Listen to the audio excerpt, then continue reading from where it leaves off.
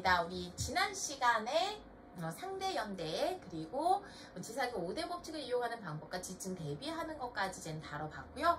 이번 시간에는 정확한 연령을 확인하는 절대연대에 대해서 알아보도록 하겠습니다.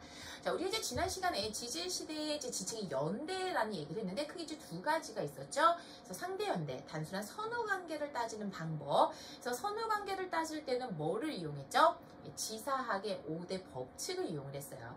그리고 우리가 오늘 다루게 될 절대연대, 어떤 암석이 만들어진 정확한 시점을 나타내는 건데 이것은 어떤 방법을 이용한다라고 얘기를 했었나요? 그렇죠. 바로 방사선 동위원소를 이용을 한다라고 이야기를 했습니다. 우리 먼저 동위원소다라고 하게 되면 같은 종류의 원소인데 뭐가 다른 걸 이야기를 하죠? 질량이 서로 다른 것들을 이제 일반적으로 방사선 동위원소라고 이야기를 합니다. 그래서 예를 들어서 수소가 있는데 수소 같은 경우는 자연계에 가장 많이 존재를 하는 것이 바로 뭐가 되죠? 질량수가 1인 녀석이에요. 그런데 약간 불안정한 녀석이 있죠. 누군가요? 양성자, 중성자를 가지고 있는 녀석, 중수소도 있고요. 그리고 양성자 하나와 중성자 두 개가 있는 삼중수소, 이런 것들을 우리는 바로 동위원소다라고 이야기를 해요. 자, 그러면 이런 동위원소들, 그 중에서 방사선 동위원소다라고 이야기를 하게 되면 얘 같은 경우는 사실상 굉장히 불안정한 원소입니다. 불안정한 원소이다 보니까 자연계에서 이런 상태로 계속 유지하기보다는 자신보다 조금 더 안정한 원소로 바뀌려고 해요. 그것을 우리는 바로 뭐라고 이야기를 하느냐? 방사선 동위원소 붕괴다라고 이야기를 하게 되는데 이때 붕괴하는 원소, 그러니까 상대적으로 불안정한 원소를 모원소다라고 이야기를 하고요. 그리고 이것이 붕괴해서 만들어지는 원소를 바로 자원소다라고 이야기를 해요. 자, 그러면 여기에서 생각을 해볼게. 자연계에서 그대로 이게 쭉 진행이 된다라고 하면 어떤 일이 벌어질 거냐? 모원소 같은 경우는 계속해서 붕괴를 하다 보니까 시간이 경과하면 그 양은 점차 뭐 하게 될까요? 감소하게 될 거예요. 반면에 자원소는 이제 생겨나는 원소죠. 그러다 보니까 시간이 지나면 양이 점차 증가한다라고 이야기를 할 수가 있습니다. 자, 그리고 여기에서 중요한 것은요. 모원소, 어떤 A라는 원소가 붕괴를 해서 B가 된다라고 했을 때 항상 얘네들은 1대1이에요. 그러니까 A 한 개가 붕괴를 했다라고 하게 되면 B 한 개를 만든다라는 거. 이게 이제는 바로 방사선 동위원소 붕괴의 특징이다라고 이야기를 할 수가 있는데요.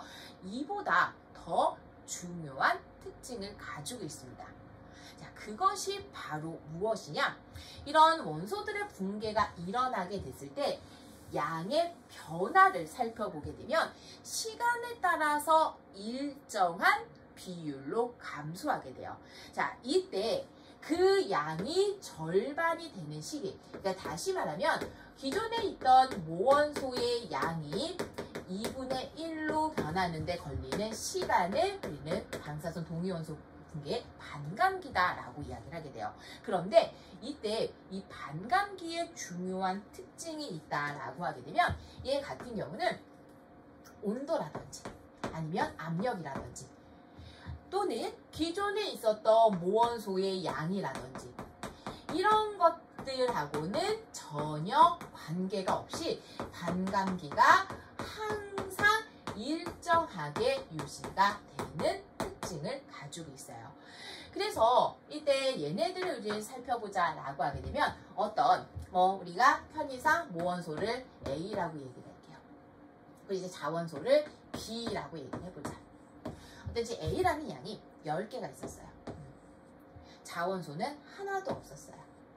자, 그런데 여기에서 얘가 반으로 줄어든다라고 하게 되면 그러면 5개가 되겠죠?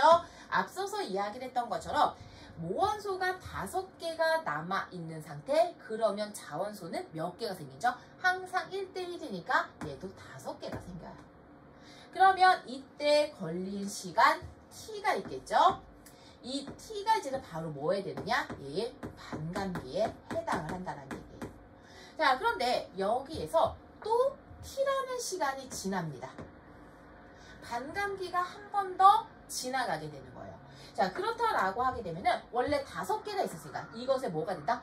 절반이 되니까 얘가 2.5개가 된다는 거예요. 그러면 2.5개가 사라졌으니까 자원소도 몇 개가 생겨야 된다? 2.5개가 생겨야 된다. 그럼 어떻게 돼요? 얘는 7.5개가 된다는 얘기예요. 그래서 이런 식으로 일정한 비율로 줄어들게 됩니다. 자, 그런데 여기에서 여러분들이 주의하셔야 될 게요.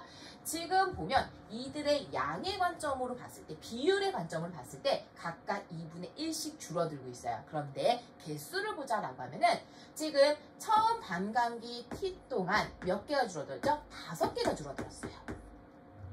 그런데 다음 T 동안은 몇 개가 줄어들었죠? 여기서는 2.5개가 감소했어요. 자, 반감기를 지내면서 일정한 비율은 유지가 돼요. 감소하는 비율은 일정해요. 그런데 감소하는 양은 어떻게 되죠? 시간이 지나면 점차 감소한다라고 하는 특징을 가지고 있게 됩니다. 자, 이것을 우리가 그림하고 좀 이제 같이 보자라고 하게 되면 지금 모원소의 양은 계속해서 줄어들고 있고요. 그리고 자원소의 양은 계속 증가하는 형태로 이야기를 할 수가 있어요. 그래서 지금 이들의 양을 이제는 보자라고 하게 되면, 이들 비율을 보자라고 하게 되면, 자, 처음에는 모원소가 100%가 있었어요. 자원소는 없었던 거죠. 자, 그리고 시간 T가 되니까 이것이 반으로 줄어서 2분의 1이 되고 자원소는 얼마가 된다? 2분의 1이 된다는 얘기예요. 자, 그리고 또 하나, 이 T라는 시간이 지났어요. 그러면 이 둘 사이의 시간 간격이 T가 되니까 여기에 얼마가 되는 거죠? 네, 절반이 되게 됩니다. 즉 4분의 1이 되는 거고요. 자원소 같은 경우는 여기에서 4분의 1이 더 생겨났죠. 그래서 4분의 3으로 이야기를 할 수 있겠죠. 자, 여기서도 이제 마찬가지로 3T가 된다라고 하게 되면은 어떻게 되죠? 얘가 4분의 1이 절반이 돼서 8분의 1이 되는 거고, 여기 합쳐져서 8분의 7이 된다라고 이야기를 할 수 있어요. 그래서 이것이 시간을 거듭하게 되면서 어떤 반감기가 n번 지나는 시간이 됐다라고 하게 되면 그 양은 어떻게 되느냐? 처음 양의 2분의 1의 비율입니다. 몇 번만큼? n승만큼. 그리고 이때 자원소의 양의 경우는 1-2분의 1의 n승만큼 남아있는 상태로 이야기를 할 수가 있어요. 자, 그리고 이때 항상 이 둘의 합은 초기 양과 어떻다? 네, 같다라고 이야기를 할 수가 있습니다. 그래서 이거를 이용해서 뭐를 생각할 수가 있다는 거예요? 언제 만들어졌는지 이거를 확인하는데 사용을 한다라는 거고요. 우리가 여기에서 사실 이 식을 여러분들이 굳이 사용을 하지는 않을 것 같아요. 그런데 정확하게 이야기를 하자라고 하게 되면은, 자, 여기 얘기를 했던 것처럼 우리가 이렇게 남아있는 양을 볼 수가 있겠죠. 남아있는 양. 자, 그러면 얘네들이 n번 거듭을 한다라고 하게 되면 여기에서 걸린 시간의 경우는 항상 어떻게 주어지게 되죠? 걸린 시간은 반감 횟수에다가 반감기의 곱으로 이야기를 할 수가 있고요. 이때 남아있는 비율의 경우는 초기 양의 2분의 1의 몇 번 반감했는지 우리 반감 횟수를 이야기를 할 수 있죠. 이것이 현재의 양으로 이야기를 할 수가 있다는 얘기예요. 그리고 여기에서 이 반감 횟수 같은 경우는 정리를 하자라고 하게 되면은 n의 경우는 라지 t분의 스몰 t로 이야기를 할 수가 있겠죠. 그래서 이런 식을 이용을 해서 뭐를 볼 수가 있다? 얘네들의 암석의 나이를 측정할 수가 있다라는 겁니다. 그래서 아까도 말씀을 드렸던 것처럼 이 식을 활용을 하는 것보다는 이 양이 어떻게 변했는지, 그리고 그 둘의 비율은 어떻게 달라지는지 이거를 확인을 하시면 돼요. 자, 그러면 이런 방법을 사용해서 우리 절대 연령을 측정을 하게 되는데, 그때 대상이 되는 방사선 동위원소에는 이제 어떤 것들이 있는지 몇 가지만 이야기를 해드릴 건데요. 이거는 여러분들이 절대 외우실 필요가 없는 것들이에요. 그냥 제가 설명을 하기 위한 도구들이니까. 대표적인 반사선 동위원소다라고 하게 되면 우라늄이 있어요. 자, 우라늄 중에서 질량수가 238인 녀석은 이제 뭘로 바뀌냐면 납으로 바뀌어요. 그런데 이때 납이 이제 질량수 한 206 정도가 되거든요. 그래서 이것의 이제 반감기는 약 45억 년 정도에 해당해요.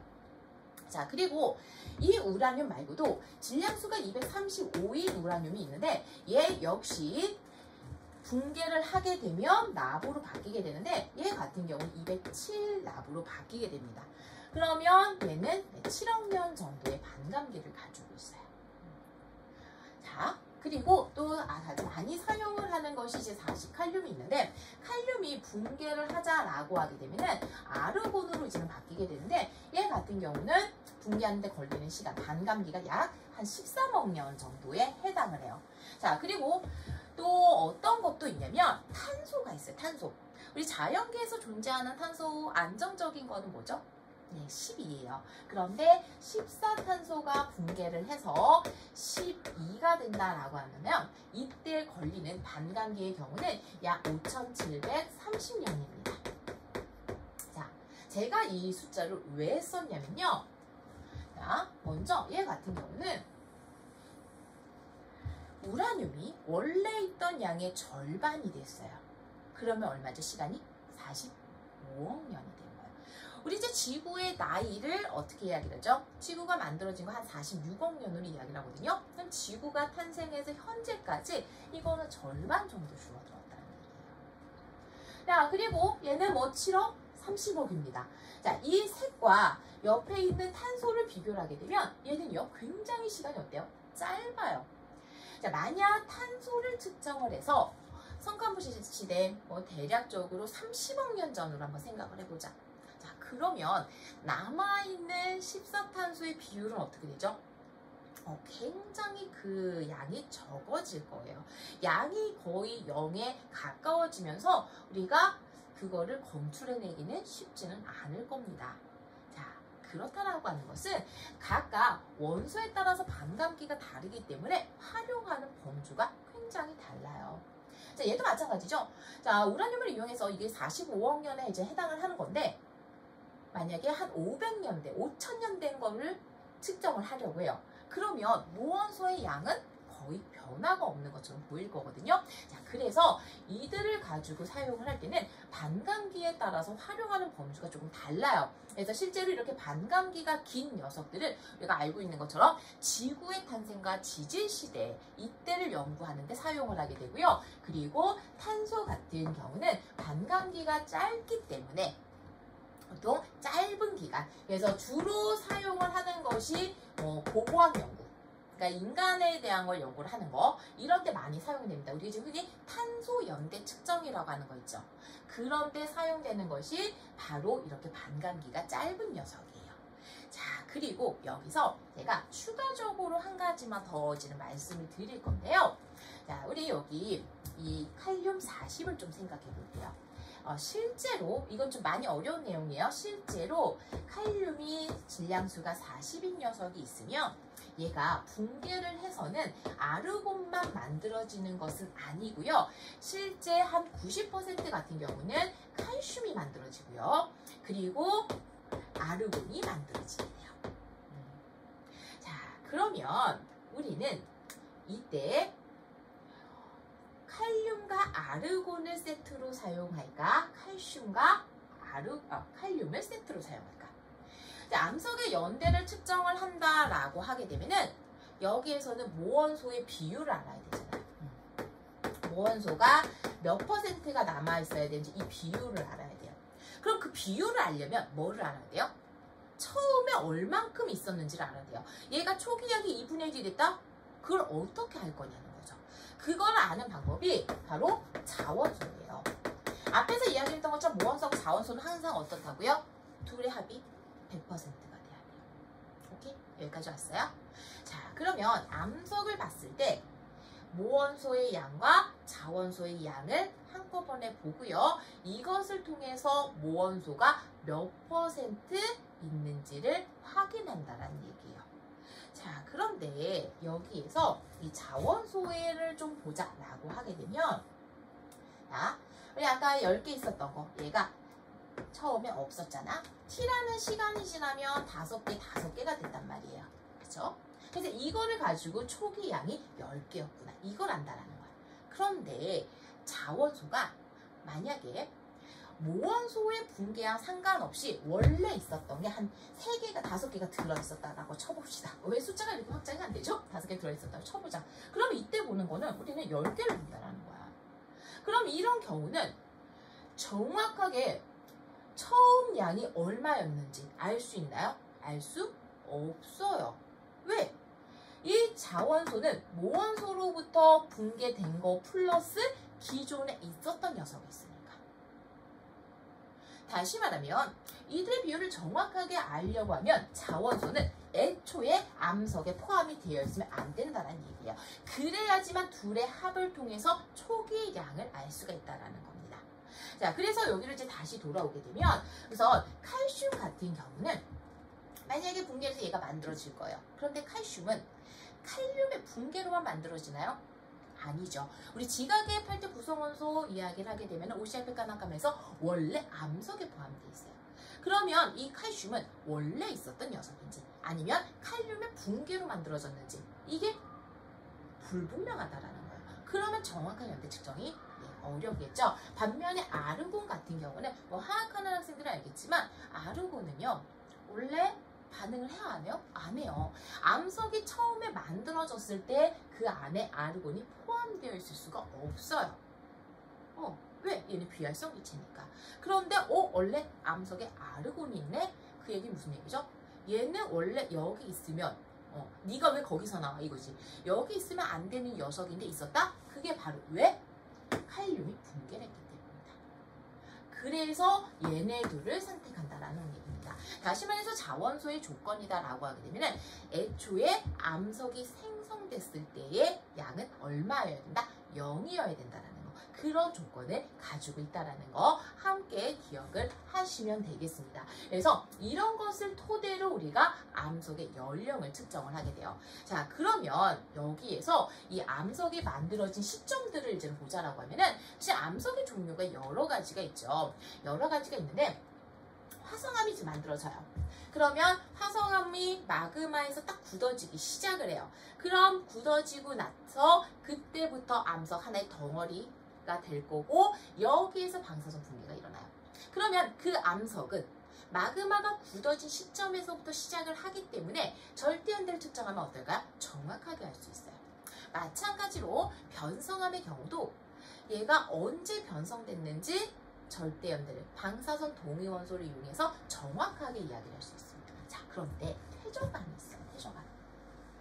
퇴적암 같은 경우는 이제 특히나 뭐 세설성 퇴적암의 경우는 여러 가지 있었던 근원암들이 있겠죠. 뭐 예를 들어서 원래 화강암이 있었어요. 이 화강암이 만들어진 시점, 이 나이를 얘를 한 2억 년 전에 만들어졌다고 쳐봅시다. 2억 년 전에 간입이 일어났어요. 그런데 이게 이제는 여러 지각 변동을 거치면서 한 1억 년 전이 돼서 세설이 됐어요. 깎였어요. 그래서 얘가 뭐를 만드냐? 여감을 만듭니다. 자, 그러면 이 여감을 가지고 방사선 동위원소를 이용해서 반감기를 측정해요. 자, 그런데 얘를 구성을 하고 있는 퇴적물들은 누구예요? 얘예요. 이때는 마그마가 냉각이 된다던가 이런 변화 일어났나요? 아니죠. 여기 있는 방사선 동위원소를 이용하게 되면 누구에 나오냐? 얘의 나이가 나와요. 다시 말해서 퇴적암의 경우는 절대연대를 방사선 동위원소를 이용해서 측정을 한다라고 하게 되면 이 시기가 아니라 이 시기. 다시 말하면 퇴적암의 경우는 근원암의 연령이 나온다는 거예요. 그럼 얘는 정확한 연대 측정 가능한가요? 아니죠. 불가능하죠. 다만 뭐는 할 수 있느냐? 근원암이, 화강암이 2억 년 전에 만들어졌잖아요. 그러면 이 화강암이 만들어지고 나서 부서지고 퇴적이 됐죠? 그럼 퇴적암은 최대 나이 해봤자 어때요? 2억보다 더 오래되진 못하죠. 그래서 퇴적암을 이런 방사선 동연소의 붕괴를 이용해서 반감기를 이용해서 연령을 측정한다라고 하게 되면은 뭐를 알 수 있느냐? 퇴적이 된 시기의 상한선, 그러니까 최대값만 알 수가 있다라는 겁니다. 그래서 문제들 보시면 알겠지만 문제 상황에서 대부분 이 반감기가 나오는 거는 관이암도 화성암들이에요. 우리 이제 물론 변성암도 볼 수는 있지만 우리가 변성암을 다루지 않기 때문에, 그래서 화성암에서만 이게 가능하다는 것, 화성암과 변성암에서 가능하지만 퇴적암에서 불가능하다는 거 좀 기억을 하고 계시면 되겠어요. 자, 그리고 우리가 이렇게 지질 연대를 측정을 하는 여러 가지 원소들이 있었지만 아까 독특한 하나에 있었죠. 바로 뭐냐면 탄소 연대 측정이 있었는데, 얘는 조금 이 방법론적인 걸 한번 이야기를 해볼게요. 자, 우리 이제는 자연계에서 존재하는 탄소는 두 가지 기본적으로 이야기를 해요. 14탄소와 12탄소를 이야기를 해요. 대부분의 경우는 질량수가 12인 탄소가 이제 존재를 하는데, 굉장히 재밌는 사실이 일반적인 질소가 대기 중에서 여기 있는 중성자원체 반응을 해서 얘를 계속해서 만들어내게 돼요. 자, 그러다 보니까 항상 이 대기 중에서 끊임없이 얘네들을 만들어내기 때문에 이들의 비율은 항상 일정한 값을 갖게 됩니다. 자, 그러면 이때 어떤 일이 벌어지게 되느냐? 우리가 탄소 같은 경우는 그냥 대기 중에 있는 원소로서의 중요성도 있지만 무엇보다 중요한 거는 뭐죠? 생물하고 상호작용을 한다는 거예요. 자, 그러면 대기 중에 이만큼의 탄소가 일정하게 있는데 동위원소들의 경우는 질량수는 서로 다르지만 화학적인 성질이 어때요? 서로 비슷해요. 그래서 얘네들이 이산화탄소를 만든다라고 이야기를 했을 때 14탄소를 가지고 있는 녀석과 그리고 12탄소를 가지고 있는 녀석, 이들의 비율도 거의 일정하게 이와 똑같을 거란 얘기예요. 그럼 이 이산화탄소를 누가 흡수를 하냐면 식물이 흡수를 해요. 왜? 강합성을 하니까. 그런데 화학적 성질이 똑같잖아요. 식물이 이산화탄소를 흡수하는데 14넌 저리 꺼지고 12만 이러지 않는다는 거예요. 대기 중에 있는 것들, 그리고 굉장히 많은 수의 분자들을 흡수하거든요. 그러다 보니까 얘네가 흡수하는 비율 또한 역시 대기 중의 비율하고 일정하다는 겁니다. 그런데 이때 얘는 뭐만 하는 게 아니에요? 화학성만 하는 게 아니죠. 모두의 호흡대 계속 교환을 해. 그러니까 그 비율 또한 역시 일정하다는 얘기예요. 그런데 여기서 중요한 게 이 식물이 깨꼬다 죽어요. 사후가 돼요. 그러면 이때부터는 대기 중에 있는 이산화탄소와 교환이 일어나나요? 안 일어나죠. 그럼 이제 죽고 나서부터 어떻게 되냐? 12탄소는 변화가 없어요. 일정할 거예요. 그런데 14탄소는 이제 뭐 하죠? 얘는 붕괴하기 시작해요. 감소해요. 원래 같으면 계속 반응이 일어난다라고 하더라도 기체 교환이 일어나기 때문에 변화가 없는데 붕괴를 시작해요. 왜? 더 이상 생명 활동을 하지 않으니까. 그러면 죽으면 어떻게 되겠어요? 이 비율이 대기 중에 있는 비율에 비해서 좀 더 작아진다는 얘기입니다. 그래서 이거를 가지고 이제 뭘 하냐면 이 둘을 비교하는 거예요. 사후에. 그럼 뭐를 알 수 있어요? 원래 얘가 생존을 했을 때 들어있었던 양을 알 수가 있을 거고, 여기에서 얘가 몇 퍼센트가 줄어들었는지를 알 수 있어요. 그런데 그 줄어들기 시작한 시점이 언제? 더 이상 대사를 하지 않을 때.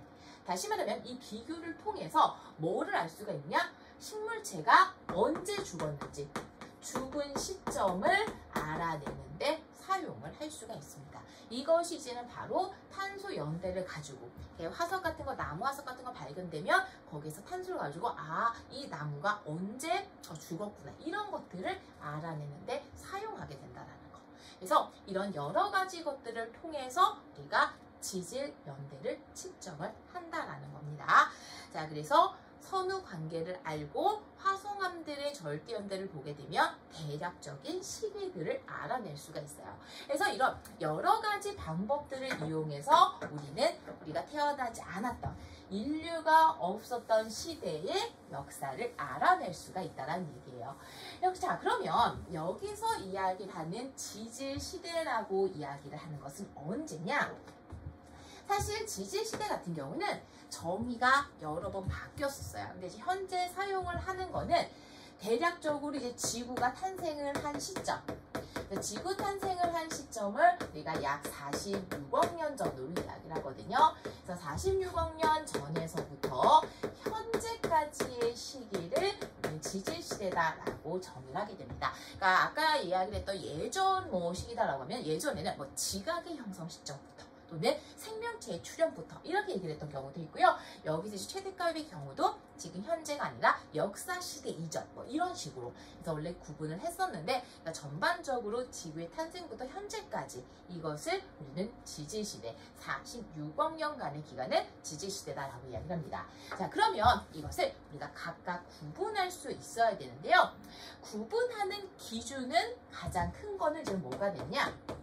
기본적으로 생명이에요.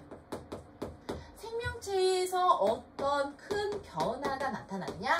생물계에서 큰 변화를 가지고 나타내게 되고요. 그리고 이뿐만 아니라 대규모 지각 변동을 가지고도 나타내게 돼요.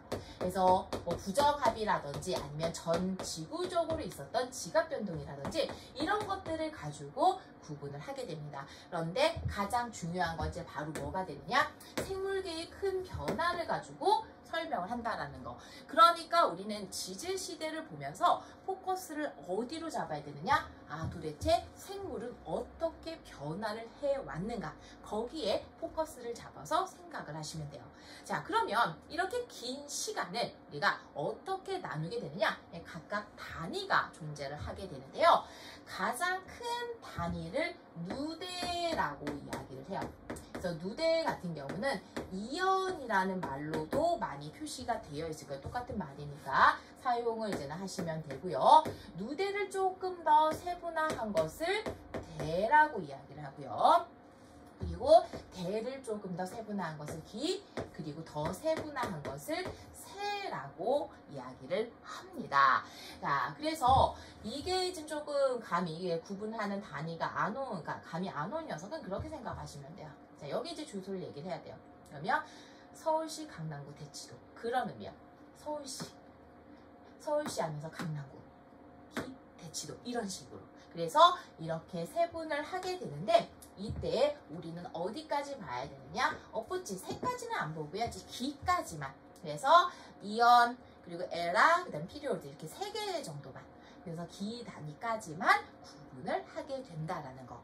자, 그러면 이 46억 년간의 시간을 우리가 이제 나누는 걸 보게 되면은 은색 누대는 사용을 하기도 하고 사용을 하지 않기도 합니다.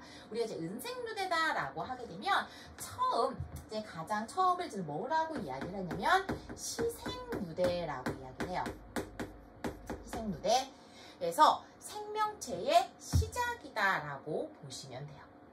그리고 생명체가 좀 더 이제 발달하죠. 그래서 이제 원생 누대라고 이제 이야기를 하는데 원시 생명체가 나왔다라고 보시면 됩니다. 그래서 사실 이거를 합쳐서 은색 누대라고 부르기도 하고요. 아니면 시생 누대, 원생 누대 이거를 합쳐서 이야기를 해요. 자, 그런데 이 두 개 누대와 같은 단위로 사실 분류가 되는 건 현생 누대일 거거든요. 우리가 생명체라 그랬죠. 그래서 현재의 생명체예요. 현재의 생명체. 은색 누대 때는 분명히 다른 생명체들이 있었지만 이들이 지금과는 모습이 조금 다르다라는 것을 생각을 하시면 돼요. 이제 대략적으로 시기를 이야기를 하자라고 하면은 우리가 이제 46억에서부터 이제 이야기를 하는데 사실 이 앞부분은 나누는 방법이 조금 달라서 이건 명확하게 기억을 안 하셔도 돼요. 그래서 46억에서부터 고생대 시작이 대략 어느 정도가 되느냐? 5억 4,200만 년 정도가 바로 은색 누대와 현색 누대를 나누는 시점으로 이야기를 합니다. 그리고 이 고생대, 중생대, 신생대 같은 경우는 시간도 명확하게 알아두셔야 되는데요. 고생대, 올드 라이프예요. 실제로 올드 라이프. 중생대, 미들 라이프. 신생대 New Life. 그래서 이 고생대 같은 경우는 5억 4,200만 년 전부터 약 2억 5,200만 년 전까지를 우리가 고생대라고 이야기를 하고요. 중생대 같은 경우는 2억 5,200만 년 전부터 약 6,550만 년 전 정도까지를 신생대다라고 이야기를 합니다. 그래서 이때 전체 기간을 저는 보자라고 하게 되면은 우리 지구의 나이가 46억이잖아요. 여기를 이제는 봤을 때 이 시기가 어떻게 돼요? 대부분을 차지하게 되죠. 그래서 실질적으로 지금과 같은 생명체가 출현을 한 시기는 비교적 최근. 전체적으로 보면 한 얘가 한 88%, 나머지가 차지하는 비율이고요. 그리고 여기서 소요되는 시간을 저는 보게 되면 대략 이거는 한 40억 년, 우리 좀 러프하게 잡을게요. 40억 년 정도가 되고요. 그리고 여기를 이제는 가면은요, 대략 3억이죠. 그리고 여기 같은 경우는 2억이고 지금 1억도 안 됐어요. 최근으로 오면 올수록 어떻게 되고 있어요? 네, 시간이 짧아지고 있습니다. 그래서 이거는 이렇게 이제 이해를 하시면 될 것 같아요. 우리 생물계에 큰 변화가 나타나는데 얘가 우리 종교적인 관점으로 이제 접근을 하는 학생도 분명히 있을 텐데 우리가 지금 여기는 그거하고 관련이 없이 그래서 제가 이 부분은 좀 그런 부분이 조심스럽긴 한데 우리가 교과서 내용에 따르자라고 이야기를 하면 점차 생물이 단순한 생물에서부터 복잡한 생물로 진화를 하게 돼요. 그러면 진화 속도가 약간 가속도가 붙었다 이렇게 조금 붙이면 여러분들이 시간이 짧아지는 거 이야기가 약간 쉬우실 것 같아요. 자, 그리고 우리 이제 각각 고생대, 중생대, 신생대 같은 경우는 이제는 기로 나누게 되는데, 자, 고생대 같은 경우는 처음이 이제는 바로 이제 뭐가 되냐면 캄브리아기. 그리고 이제 중간이 오르도비스기, 실루리아기, 대공기, 그리고 석탄기, 페른기 이렇게 6개의 기로 나누게 돼요. 그래서 고생대 같은 경우는 첫 시기가 캄브리아기죠. 그래서 은생누대 다시 말하면 고생대가 시작되기 전의 시기를 모두 다 이제 뭐라고 이야기를 하냐면 얘네들을 뭉뚱그려서 성캄브리아 시대다라고 이야기를 합니다. 캄브리아기 이전의 시대다라고 보시면 되고요. 그리고 뭐 카모실대, 석패 이렇게 해서 얘네들은 세부적으로 연령은 기억 안 하셔도 되고요. 우리가 대략적으로 고생대, 초, 중, 후 이렇게 보시면 돼요. 자, 그리고 이제 중생대 같은 경우는 어떻게 이제는 나누게 되냐면 중생대 초기는 바로 이제 트라이아스기에 해당을 하고요. 그 다음에 이제 쥐라기, 백악기 이렇게 이제 3개의 시기로 이제 나누게 되고요. 신생대 같은 경우는 사실 뭐 제3기 그리고 이제 제4기 이렇게 이제 나누는데 이게 원래는 이제 어떻게 되냐면 갑자기 좀 약간 생뚱맞잖아요. 1, 2가 없어요. 1, 2가 예전에는 고생대, 중생대였던 거예요. 그래서 이제는 보통 이름이 굉장히 독특하잖아요. 이런 이름이 어떤 식으로 보냐면 이거는 약간 여담이지만 석탄기 같은 경우는 사실 우리는 석탄기라고 이야기를 하지만 펜실베니아기하고 미시시피기로 나눠요. 그러면 여러분들 감이 오실걸요? 펜실베니아하고 미시시피는 굉장히 익숙하지 않나요? 미국에 있는 이제 지역 이름이죠. 그래서 대부분 이제 화석이나 지층이 발견됐을 때 그 지역의 이름을 붙여서 이 이름을 따르게 돼요. 그래서 원래는 1, 2, 3, 4 했다가 그걸 고생대, 중생대 그렇게 각각 기로 나눈 거고 신생대 같은 경우는 제3기, 제4기 이렇게 이제 컴팩트 이쁘게 나누게 되는데 제3기 같은 경우는 사실 우리가 3기의 경우도 좀 더 세분화하게 되면 신제3기, 고제3기 이렇게 이제 나누게 돼요. 그래서 고제3기 예전이잖아요. 그래서 얘네들을 팔레오기 그리고 네오기 그리고 이제 제4기 이렇게 이야기를 하는데 실질적으로 우리가 3기를 팔레오기, 네오기로 나누기는 하지만 얘네들 같은 경우는 각각의 특징은 그냥 3기로 뭉뚱그려서 이야기를 합니다. 그래서 대략 어떻게 나뉘는지를 여러분들이 조금 체크를 하시면 되고요. 최근으로 오면 올수록 좀 소요 시간이 짧아진다라는 거. 그리고 시간 같은 경우는 우리가 현생 누대에서 얘네들의 이 3가지 숫자 정도만 기억을 하시면 되겠습니다. 자, 그러면 이런 지질시대 같은 경우는 우리가 어떻게 알아내겠느냐는 거죠. 그래서 지질시대를 연구하는 이제 몇 가지 방법을 좀 이야기를 해볼 건데요. 지질시대 연구하는 데 있어서 사실상 가장 중요한 거는 뭐냐면 화석을 연구하는 방법입니다. 그러니까 무엇보다 제일 중요한 게 화석이죠. 자, 그러면 이런 화석은 어떻게 이제 만들어지게 되느냐? 만들어지는 경로를 보자라고 하면은 좀 간단하게만 좀 소개를 해드리죠. 기본적으로 우리가 화석이라고 하는 것은 고생물의 흔적이나 유해를 이야기를 하게 돼요. 그래서 체흔화석과 생흔화석이라고 얘기를 하는데, 체흔은 말 그대로 그러니까 우리가 흔히 알고 있는 공룡뼈 이런 것들이 체흔화석에 해당을 하고요. 그다음에 생흔화석이라고 하는 게 있는데, 생흔화석 같은 경우는 생활의 흔적이에요. 그래서 보면 공룡 같은 경우는 배설물도 굉장히 중요한 화석이거든요. 똥이 그렇게 값어치가 있어요. 자, 우리도 나중에 값어치가 있어요. 어쨌든 그래서 그런 생활의 흔적이 남아있는 거, 발자국 이런 것들로 나뉘게 됩니다. 자, 그러면 기본적으로 이제 화석이 만들어진다라고 하게 되면 이제 약간 이제 생은화석이 아닌 체은화석에 약간 이제 초점을 맞추게 되는데, 일단 생물체가 생존을 해야 돼요. 살고 있어야 되죠. 살고 있어야 돼요. 살고 있다가 얘가 죽어요. 사후가 돼요. 그러면 흔적이 땅에, 지층에 퇴적되어서 남아야 되니까 이렇게 지층이 있다라고 하면 여기 이제 모양이 남을 거예요. 그리고 이 상태로 그대로 유지가 되는 게 아니라 위쪽에 쌓여요. 쌓여요. 메모리 돼요. 그러면 여기에서 메모리 되게 되면 마치 뭐를 생각하면 되냐면, 여러분들 석고 틀 만드는 거, 우리 뭐 손 같은 거 석고 모양 만들자, 그걸 생각하시면 돼요.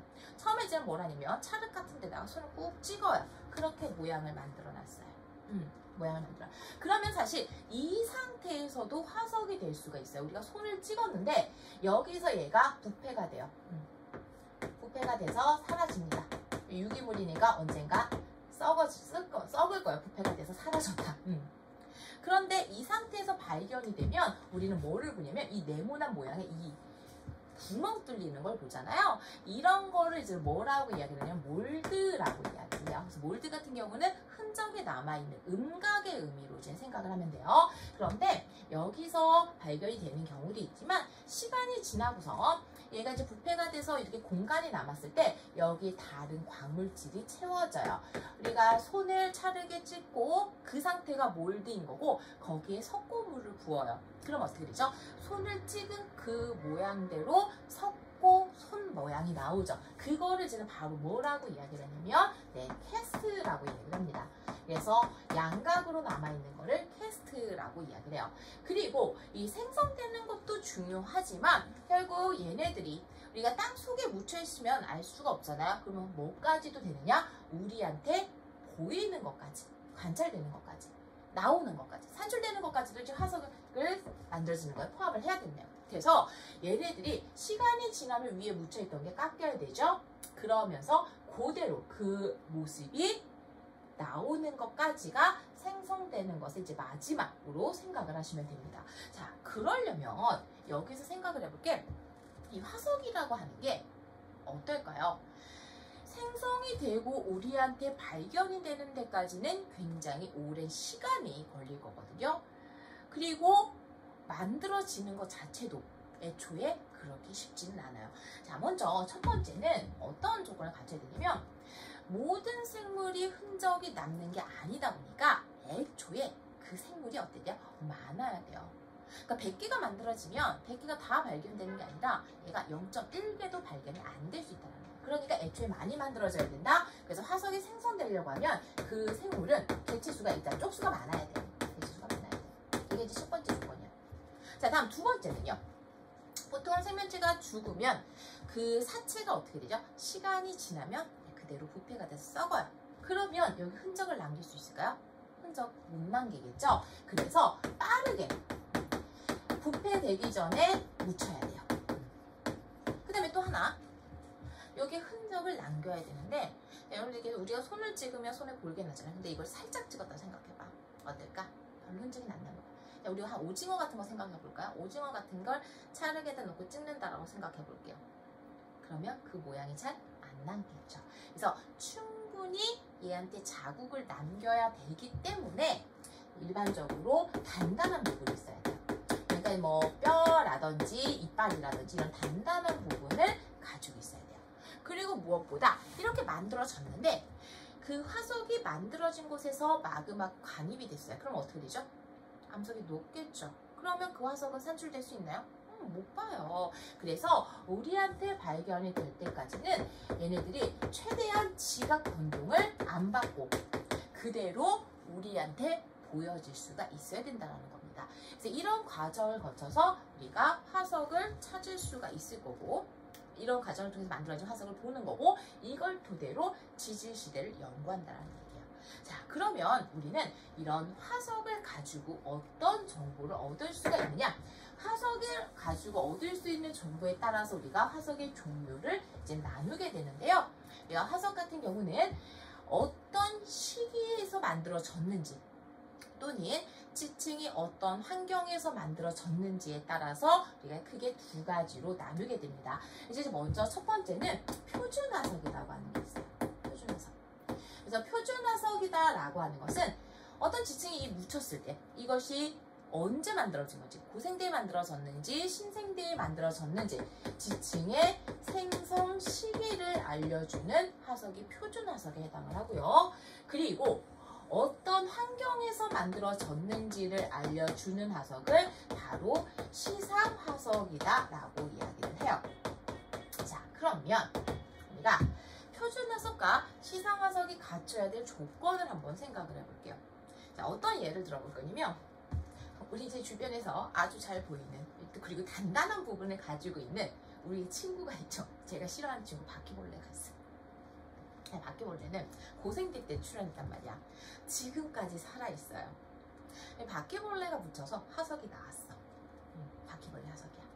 그럼 얘는 여기가 바퀴벌레가 살았던 시기에 만들어졌는데 이게 고생대 때부터 지금까지 주구창창 살고 있으니까 지금인지 아니면 이게 몇 년 전일 수도 있잖아요. 아니면 고생대인지 중생대인지 알 수 있나요?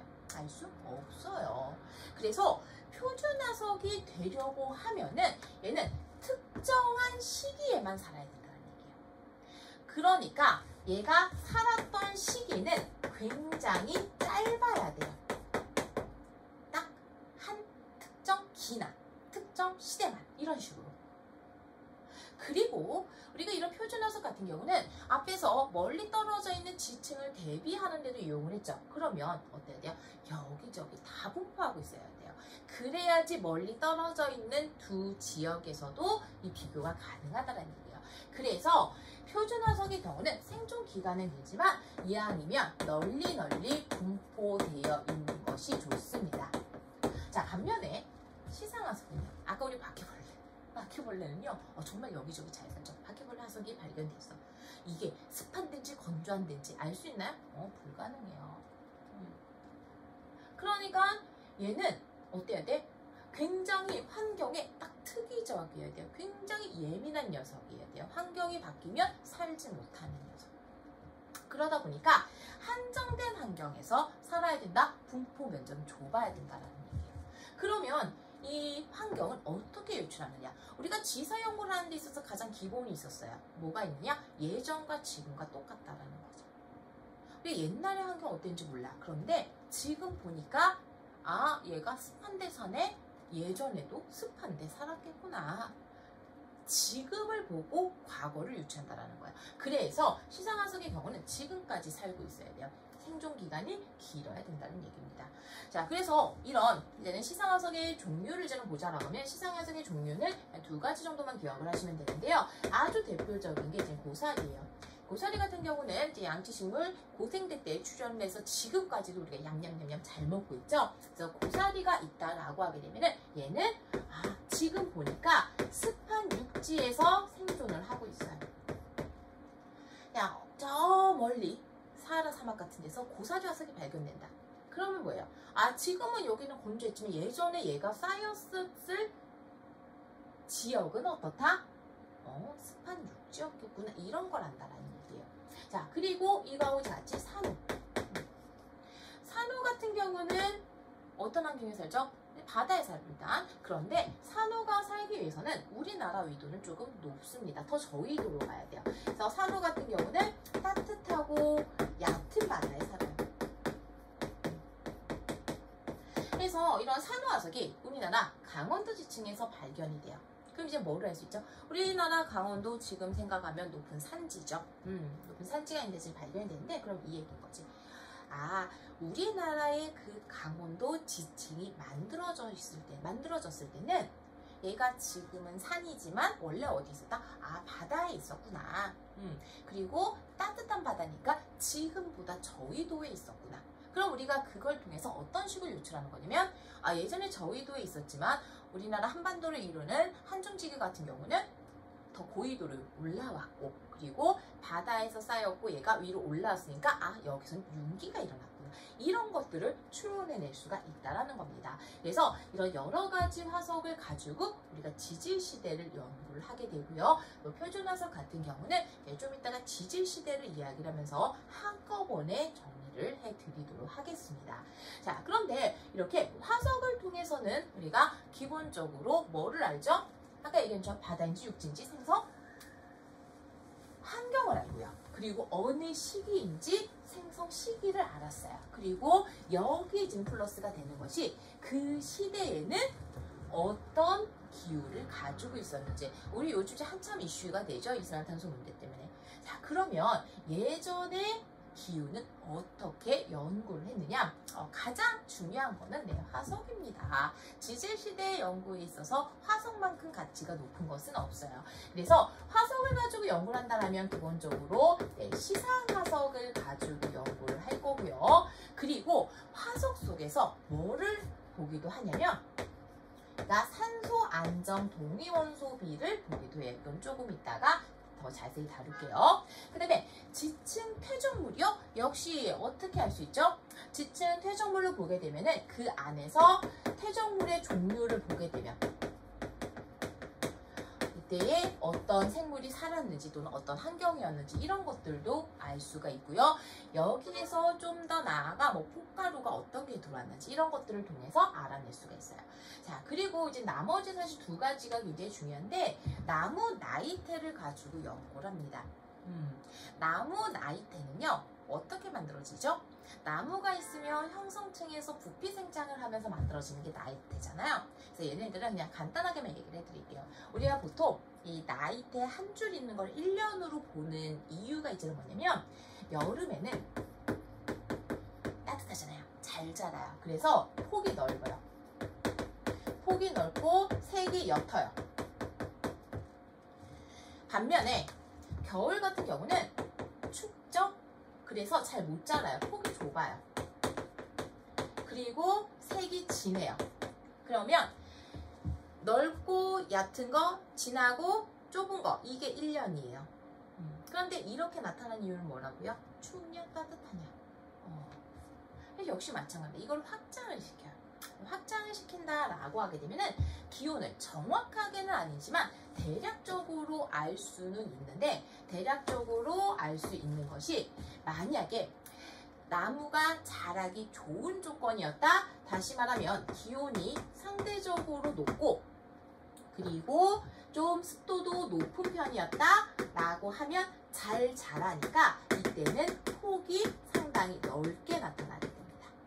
반면에 기온이 낮다라고 하면은 이때는요 습도 낮아요. 그럼 얘가 생육 환경이 별로 안 좋죠. 그래서 상대적으로 폭이 좁게 나타나게 돼요. 그래서 나무 나이테의 폭을 가지고 따뜻했는지 또는 추웠는지를 알 수가 있어요. 그런데 얘 같은 경우는 사실 모든 지질시대를 알 수 있는 것은 아니고요. 나무 같은 경우 어때요? 수천 년 전의 나무 정도로 얘기를 할 수 있어요. 그래서 뭐 천만 년 일까지도 가지 않고 한 지금으로부터 수천 년 정도. 그러니까 굉장히 가까운 시기죠. 이 시기만 알 수 있는 것이 나무 나이테 연구 방법에 해당을 합니다. 자, 그리고 나무 나이테하고 좀 같이 기억을 해뒀으면 좋겠는 게, 자, 이거는 약간 이제 선택적이라서 그냥 언급만 드릴 건데요. 그 석회동굴의 안에 있는 석순 있죠. 그래서 석순에서도 나타나는 이 줄무늬 간격을 보게 되는데 이 줄무늬 간격도 역시 나무 나이테하고 같이 세트로 기억할게요. 그래서 간격이 넓으면 넓을수록 기온이 높고 하다라고 이야기를 할 수가 있어요. 그래서 이거는 암기를 하셔도 되고요. 그러니까 실제 원리는 이제 뭐냐면 이걸 얘기를 해야 될까? 그 얘기는 언급을 해드릴게요. 석순 같은 경우는 탄산칼슘이에요. 탄산칼슘 같은 경우는 우리가 뭐 달걀 껍데기 이런 거 생각하시면 될 텐데 거기에 탄산, 그러니까 이산화탄소가 있는, 그러니까 산이 떨어지면 녹아요. 그럼 생각해보자. 이산화탄소가 물에 많이 녹아 있어요. 그러면 석순이 녹는 거예요. 잘 못 자란다라고 생각하시면 돼요. 그럼 이산화탄소가 녹는 건 뭐냐? 많이 녹았다.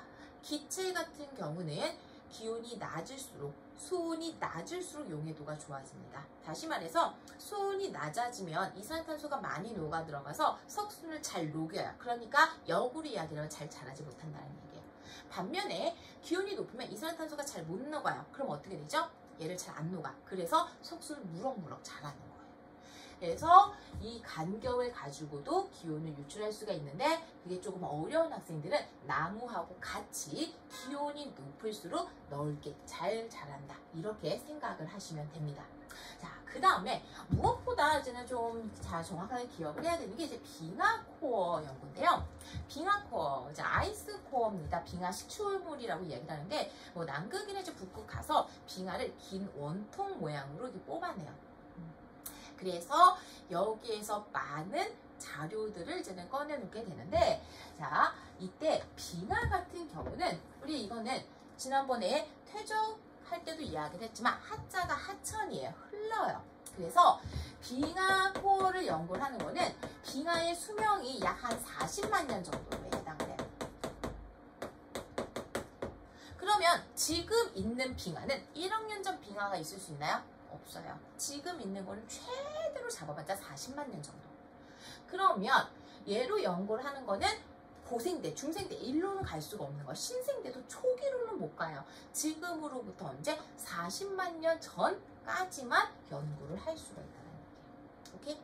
자, 그러면 이 빙하 코어를 가지고는 뭐를 확인을 하게 되냐면 일단 첫 번째는요. 이 빙하가 쌓여있는 거를 보면은 빙하에서의 줄무늬가 미세하게 나타나요. 근데 작은 줄무늬가 나타나게 되는데 이거는 그 빙하가 하나가 있는 게 그냥 계속 축적 되죠. 그래서 그러니까 조금 이제 다르긴 한데 축적되는 시기, 그 환경에 따라 색깔이 약간 다르게 나타나요. 그래서 줄무늬가 나타난다라고 보시면 되는데 그 한 세트가 있어요. 그럼 이게 만약에 1년 쌓인 거다. 그럼 1년 동안 뭐가 온 거죠? 눈이 온 거죠. 눈이 와서 빙하가 만들어졌기 때문에. 그래서 이 줄무늬를 통해서는 얼만큼 눈이 쌓였는지 적설량을 유출할 수 있어요. 자, 그리고 빙하가 이제 만들어지는데 여러분 이제 냉동실에다가 얼음을 얼리는 걸 생각해보세요. 얼음을 얼렸어요. 그럼 이게 정말 완벽하게 물로만 얼음으로만 채워지나요? 아니죠. 중간중간에 공기방울이 들어가 있어요. 얘도 마찬가지예요. 눈이 쌓여서 빙하가 만들어졌을 때, 얼음 덩어리가 만들어졌을 때 그 중간중간에 공기방울이 있어요. 그럼 이 공기방울은 언제 들어간 걸까? 눈이 쌓이면서 그 사이에 빈 공간이 딱 생긴 거야. 그러면 그 안에 있는 공기는 지금 현재 또는 만들어진 시기의 공기라는 얘기예요. 그래서 빙하의 나이를 보고 그 공기방울을 분석을 하자라고 하면은 그 시기에 뭐를 알 수가 있냐? 그 시기에 대기 성분이 어땠는지. 우리가 지금 환경 문제로 이산화탄소 얘기 많이 하죠. 이산화탄소의 농도가 증가돼 있는 얘기를 하잖아요. 그거를 바로 이런 걸 통해서 알아내요. 빙하에 캡처가 되어 있는 그 공기 방울에서 뽑아내서 예전에는 이산화탄소가 이만큼이었는데 지금은 얼만큼이 되는구나, 늘었구나, 이런 거를 확인할 수가 있다는 겁니다. 자, 그리고 무엇보다 여기서 중요한 거는요, 우리가 화석에서도 산소 동위원 소비를 봤던 것처럼 빙하 코어에서도 역시 산소 동위원 소비를 확인을 해요. 그래서 얘가 실질적으로 이제는 기온을 연구를 하는 데 있어서 굉장히 중요한 자료로 이제 사용이 되는데 얘가 어떻게 사용이 되는지 그냥 간략하게만 말씀을 드릴게요. 우리는 해석만 하면 되니까. 자, 바다가 있어요. 바닷속에는 물이 있겠죠. 근데 우리 산소 동위원소는 어떤 게 있어요? 무거운 산소하고 가벼운 산소가 있어요. 대기 중에는 모두는 지금 우리 지구상에는 누가 지배적으로 있죠? 얘가 지배적으로 있어요. 그리고 일부 무거운 산소도 있습니다. 그런데 이들이 화학적인 차이는 존재하지 않아요. 왜? 동위원소는 질량만 다를 뿐이지 똑같은 양이 나는 거예요. 그러면 여기에서 얘네들이 물을 만드는데, 물을 만든다라고 하게 되면은 무거운 산소를 가진 녀석도 있을 거고요. 그리고 가벼운 산소를 가진 녀석도 있을 거예요. 그럼 이때 물의 경우도 지배적으로 많은 건 뭐겠어요? 얘기했어요. 얘일 거예요. 그런데 우리는 여기서 포커스를 얘한테 맞추시지 말고요. 항상 어디에 맞춰야 되냐면 얘한테 맞춰야 돼요. 왜냐면 우리가 이걸 개수가 아니라 비이기 때문에, 사실 그러니까 이거는 정확한 건 아닌데 이런 논리로 생각을 하시면 여러분 좀 쉽게 받아들일 수 있어요. 사실 얘 원리가 조금 훨씬 더 좀 복잡하게 나타나는데 그냥 여러분들 이해를 돕기 위해서, 그래서 그냥 이런 정도. 그러니까 예를 들어 16이 있는데 얘가 100만 개가 있어. 100만 개가 있는데 증발한 양이 한 10,000개가 변했어요. 그러면 100만 개에서 101만 개가 됐죠. 이건 변화가 몇 퍼센트가 있죠? 한 1%? 잠깐만. 100만 개에서 100만에서 10,000개가 있으면 1% 변화가 많네요. 그런데 무거운 산소가 1개가 있어요. 1개가 있었는데 1개가 더 늘어요. 개수가 는 거는 10,000개에서 1개. 10,000분의 1이에요. 그런데 무거운 산소 입장에서는 1에서 1, 100%가 늘었어요. 비율이 어때? 확확 바뀌어요. 그래서 우리는 얘에 신경 쓰지 않고 누구한테 신경을 쓰냐? 무거운 산소에 포커스를 맞추라는 거예요. 오케이? 여기까지 오셨죠? 자, 그러면 기본적인 거는 저위도 해양이 있어요. 이 저위도 해양에서는 유공층과 같은 석회질을 가지고 있는 생명체가 있어요. 그러면 이 저위도 해양에서 포함되어 있는 얘는 원소로만 얘기를 할게요. 어디에 사용이 되냐면 유공충과 같은 것들의 이제 석회질을 만들 때, 뭐 예를 들어서 탄산칼슘을 이제 만든다라고 하게 되면 여기에 얘가 일부 포함이 되어 있다라는 거예요. 왜? 얘는 물에서 왔으니까. 그런데 해양에서 이런 변화뿐만 아니라 일부 얘가 증발이 돼서 날아가요. 그럼 증발이 돼서 어디로 가느냐? 고위도로 가요. 그러면 고위도에서 증발한 수증기는 어떻게 되죠? 구름을 만들고 눈이 돼서 내려요. 그러면 얘가 뭐를 만드냐면 빙하를 만들어요. 그래서 산소 동위원소비를 우리는 어디서 보냐면 빙하에 있는 것과, 그리고 저위도 해양에서 이런 석회질을 만드는 생물 화석에서 산소 동위원소비를 본다는 얘기예요. 그러면 얘를 잘 생각을 해보면 저위도 해양이 많으면 생물이 많이 사용할 수 있어요. 여기는 많아질 거예요. 반면에 그거는 고위도로 이동하는 양이 줄어든 거니까 여기는 많이 없다는 얘기예요. 자, 반대로 증발되는 양이 많아요. 많이 날아갔어요. 그러면 고위도 가서 빙하로 많이 들어가겠죠? 그럼 얘는 상대적으로 바다에 없기 때문에 여기서 많이 사용을 못해요. 그 양이 줄어들어요. 다시 말해서 산소 동위원소비 같은 경우는 생물화석과 빙하는 서로 여기에요. 반대. 그러니까 시소처럼 진동한다라고 생각을 하시면 돼요. 자, 그러면 여기에서 얘네들의 관계를 보자라고 하면은 아까 얘기를 했던 것처럼 증발이 많아진다라고 하게 되면은 저위도에서 생존하는 이 생물 화석 속에 있는 산소 동위원소비는 어떻게 된다? 감소하게 될 거고, 반면에 고위도로 많이 증발하기 때문에 빙하에 있는 양은 어떻게 된다는 얘기예요? 늘어난다는 얘기예요. 그러면 이게 기후하고 무슨 관계가 있느냐? 증발이 많이 된대요. 그만큼 어떻다는 얘기죠? 기온이 높다는 얘기예요. 그래서 기온이 높으면 높을수록 빙하 속의 산소 동위원소비는 커지게 되고요. 반면 생물 화석 속의 산소 동위원소비는 그 양이 작게 없다라고 이야기를 할 수가 있습니다. 그래서 우리는 그냥 크다 작다 이런 정도만 비교를 하시면 되고 실질적으로는 얘네들 이제 보정하는 시기에 있어서 기온이 얼만큼이었는지 비교적 정확하게 추론을 할 수가 있습니다. 그래서 이런 걸 토대로 우리가 생존하지 않았던 지질시대의 기후를 알 수가 있다라는 얘기예요.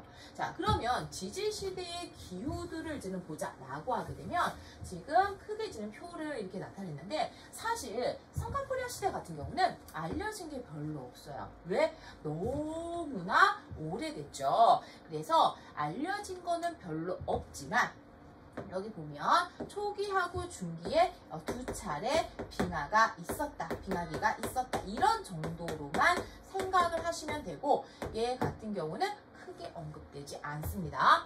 자, 다음 이제는 고생대 같은 경우는 여기 보는 것처럼 초기에는 어때요? 초반에는 따뜻해요. 온난. 그래서 굉장히 온난하다는 얘기가 대충 많이 붙어요. 그러다가 빙하기가 두 차례 역시 나타나게 되는데 첫 번째 빙하기는 언제가 되냐면 바로 오르도비스기만. 네, 첫 번째 빙하기가 있고요. 그리고 두 번째 빙하기는 석탄기하고 페른기에 있게 되는데 이때 이제 중요한 게 문제집을 보면 어떤 건 석탄기가 나와 있고 어떤 건 석탄기 페른기가 이렇게 나와 있고요. 그리고 또 빙하기를 얘기를 할 때 고생대가 두 차례 있었다, 뭐 두세 차례 있었다 이렇게 나오는데 그게 왜 그러냐면 사실상 얘네들을 나누는 거는 우리가 기후를 가지고 나눈 게 아니라 생물을 가지고 나눴죠. 그랬더니 여기가 이어지는 거야. 석탄기 말하고 페른기가 같이 이어져요. 페른기 초가. 그래서 이때에 빙하기가 있었다라고 이야기를 하는 겁니다. 그러니까 전체적으로 봤을 땐 두 차례긴 하지만 기에 걸쳐 있는 거는 오르도비스기 말, 석탄기 말, 페른기 초 이렇게 해서 세 개이기 때문에 그런 부분이 불명확하게 나오게 돼요. 그래서 얘네들 기억을 하시면 되고요. 그리고 중생대는 정말 중요한 특징이 있어요. 중생대 같은 경우는 지금 여기 보는 것과 마찬가지로 지나기 말쯤에 기온이 조금 낮아지긴 해요. 그런데 다른 시기에 비해서 기온이 높아요. 그래서 중생대만의 독특한 특징이 있다라고 하게 되면 빙하기가 없어요. 얘는 굉장히 따뜻했습니다. 실제로 한 위도 70도까지에서도 산호가 생존할 수 있을 정도로 굉장히 따뜻했어요. 그래서 둘리가 여러분 둘리 아세요? 둘리가 빙하를 타고 내려올 수가 없죠. 이거를 기억을 하시면 빙하기가 없어요. 근데 이제 둘리가 살아서 지금 시기에 도착할 수도 없고 만화가 참 많은 걸 망쳐놓죠. 둘리는 육식동물이고 둘리 엄마는 초식동물이고 죄송합니다. 그래서 이게 이제 되게 중요해요. 그 다음에 신생대 같은 경우는 굉장히 비교적, 그러니까 지금 여기가 시간 간격이 아예 똑같은 건 아니라서 그런데요. 지금 신생대 같은 경우는 전기는 중생대하고 이어져서 굉장히 따뜻해요. 3기 때는 따뜻하다가 팔레오기 말부터 조금 낮아지게 됩니다. 그래서 신생대 4기로 이제는 가게 되면 여기서는 기후가 이제 왔다 갔다 이제 진동을 하게 되는데 4기 때 추워지게 되면서 총 4차례의 빙하기가 있고요. 빙하기와 빙하기 사이에 따뜻해지는 간빙기가 3차례 있어요. 그래서 이거는 여러분들 아이스에이지 생각하시면 돼요. 그 매머드, 그 아이스에이지 보면 이렇게 매머드가 빙하 위에서 막 그래서 추운 시기가 있었다. 라고 하는 이것이 바로 이런 앞에서 봤던 여러 가지 것들을 통해서 지질시대의 기후를 연구한 것이다 라고 보시면 돼요. 자, 그러면 이제부터 본격적으로 우리가 지질시대에는 어떤 환경이 있었고 그리고 어떤 생명체가 지배적이고 번성을 했는지 이런 것들을 좀 이제 몇 가지만 볼 건데요. 제가 이 부분은 먼저 조금 이제 생각을 하기 위해서 그러니까 여러분들이 이제는 생물에서 아마 분류를 배우는 거를 알고 있는 생명에서 분류를 배우고 있는 걸 알고 있는데 이거를 아마 제가 알기로는 투자해 보는 걸로 알고 있어요. 그래서 그냥 우리가 알아야 되는 기본적인 그러니까 지학에 맞춰서 아주 단순한 것만 좀 말씀을 드릴게요. 자, 기본적으로 우리가 여기서 다루는 생명들을 보게 되면 진화하는 단계는 항상 어떻게 되냐면 단순해서 복잡으로 얘기를 해요. 근데 진화가 사실 이거는 아니지만 좀 더 복잡한 생명체가 되고요. 자, 그 다음에 또 하나, 생물이 지는 진화할 때는 항상 생존에 유리한 형태로 진화를 하겠죠. 그게 이제 좀 더 고등생물이라고 우리가 흔히 이제 일컫는. 그래서 생존에 유리한 것뿐만 아니라, 그 생존이라고 하는 것은 개체의 생존뿐만 아니라 전체 그 종의 보존까지도 포괄을 하기 때문에 얘네들이 항상 번식에도 유리한 반응. 그 다음에 생물체가 출현해서 지금 등장을 할 때 이 순서를 좀 보자라고 하면은 기본적으로 해양에서 육상으로 바뀌게 돼요. 그래서 이거를 생각을 하면 여러분들이 조금 쉽게 얘네들 단계를 보실 수가 있을 것 같아요. 그래서 우리가 알아야 되는 거를 좀 보자라고 하면은 식물 같은 경우는 현생누대 때로만 얘기를 할게요. 식물 같은 경우는 기본적으로 어디에서 어디로 갈 거냐? 거시에서 속시로 가요. 그러니까 물론 이제 여기서는 양치 식물이 있고, 그리고 지금 거시, 속시로 이제는 가게 되는데, 이렇게 세 개 현생누대에서 이걸 지금 다룰 건데, 양치 같은 경우는 이 전과 이후를 보면은 얘는 포자로 번식하는 녀석이죠. 무성생식을 하는 녀석이고요. 거시랑 속시 같은 경우는 종자로 번식을 해요. 유성생식을 해요. 그래서 무성생식과 유성생식을 지금 보시면 알겠지만, 무성생식은 모체하고 자손이 아예 유전자로 똑같기 때문에 환경의 적응 능력이 뛰어나지 않습니다. 그런데 유성생식을 하게 되면 얘네들 랜덤하게 섞이기 때문에 굉장히 다양한 유전자가 나오게 되죠. 그래서 좀 더 생존에 유리하죠. 환경 적응에 유리해요. 그래서 이렇게 바뀐다라고 생각하시면 되고요. 그리고 거시, 속시, 좀 더 번식에 유리한 방법, 번식 유리니까 씨를 잘 보존해서 이게 땅에 심어져서 뿌리를 내리고 자라야 되잖아요. 그래서 그냥 이런 관점, 그러니까 이거는 우리 생명하고 상관없어요. 그냥 지학에서 이해를 돕기 위한 거예요. 그러니까 이게 오해할까봐. 그래서 거시 같은 경우는 씨방이 없어요. 씨가 겉으로 드러나 있어요. 그러면 얘가 그러니까 다시 자라기까지는 좀 위험에 노출되어 있다고 생각하시면 되고요. 속시 같은 경우는 씨방이 쌓여서 보호가 되고 있는, 이렇게 보시면 되고요. 그 다음에 우리 동물 같은 경우는 기본적으로 크게 두 개로 나눠요. 두 개로 이제 나눴을 때 동물계를 이제 먼저 무척추, 그 다음에 척추. 그럼 무척추하고 척추의 차이는 뭐냐? 뼈가 없어요. 뼈가 있어요. 자, 골격의 역할은 뭐죠? 우리 골격?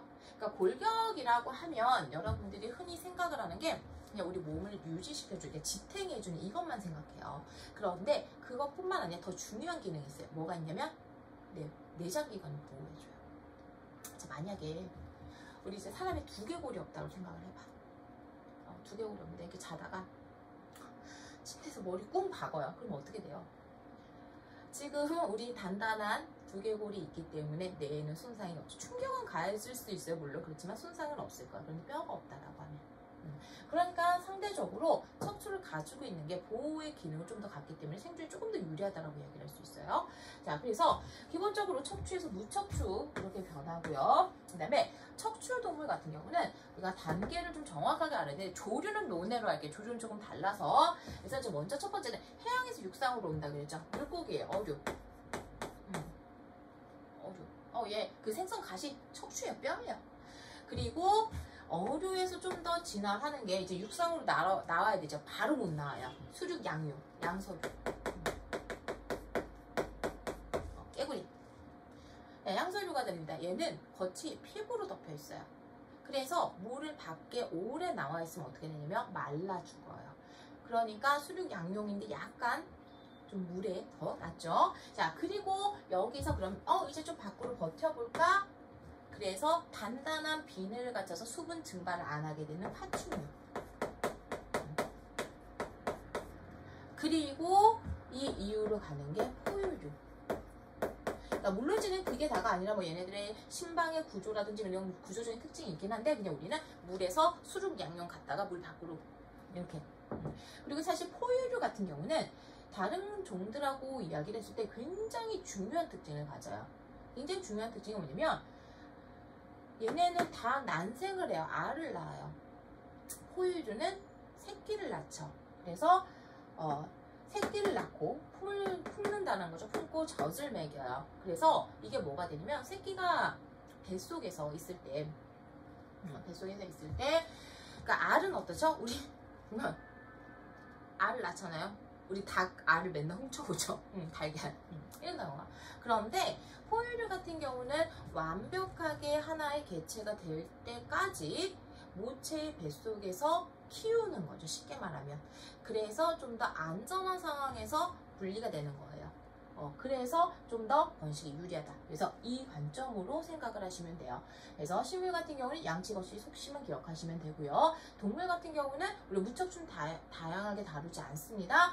물론 이제 무척추도 뭐 이야기에 여러 가지가 있지만 무척추에서 척추, 그리고 척추는 어류, 양서류, 파충류, 포유류 이런 순서가 된다라는 거를 좀 머릿속에 넣어두시고 얘네들을 필요한 키워드만 정리를 해보도록 하겠습니다. 그러니까 사실 여기 같은 경우는 다 외우셔야 되는 게 맞죠. 암기를 하셔야 되는데, 그래서 제가 필기 노트 보면은 한 장으로 정리해 놓은 거 있고요. 그리고 제가 빈칸을 뚫어 놓은 게 있어요. 원래 암기는 빈칸 채우는 게 짱 아니야? 그래서 빈칸을 채워 보시면서 조금 암기의 사항을 정리를 하시는 것도 좋을 것 같아요. 그래서 우선은 성칸포리아 시대다라고 하면은 아까 이야기를 했던 것처럼 알려진 게 별로 없어요. 알려진 게 별로 없어서 우리가 얘네들은 보면은 아까 기온 그래프가 시기에 따라서 어떤 식으로 좀 달라지냐면 초기에는 좀 추웠다가 따뜻해졌다가 빙하기 갔다가 이제 다시 올라가는 이런 형태로 기후가 달라지는 걸 볼 수가 있습니다. 자, 성칸포리아 시대의 첫 번째는 우리가 어디에서부터 얘기를 할 수가 있죠? 처음 시작은 원시 생명체, 그러니까 생명의 시작이라고 해서 이제 시생 누대를 이야기를 해요. 자, 시생 누대 같은 경우는 처음 시작이니까 생명이 어때요? 굉장히 단순한 생명체가 출현을 하게 됩니다. 그래서 이때 출현하는 생명체 같은 경우는 기본적으로 원핵세포.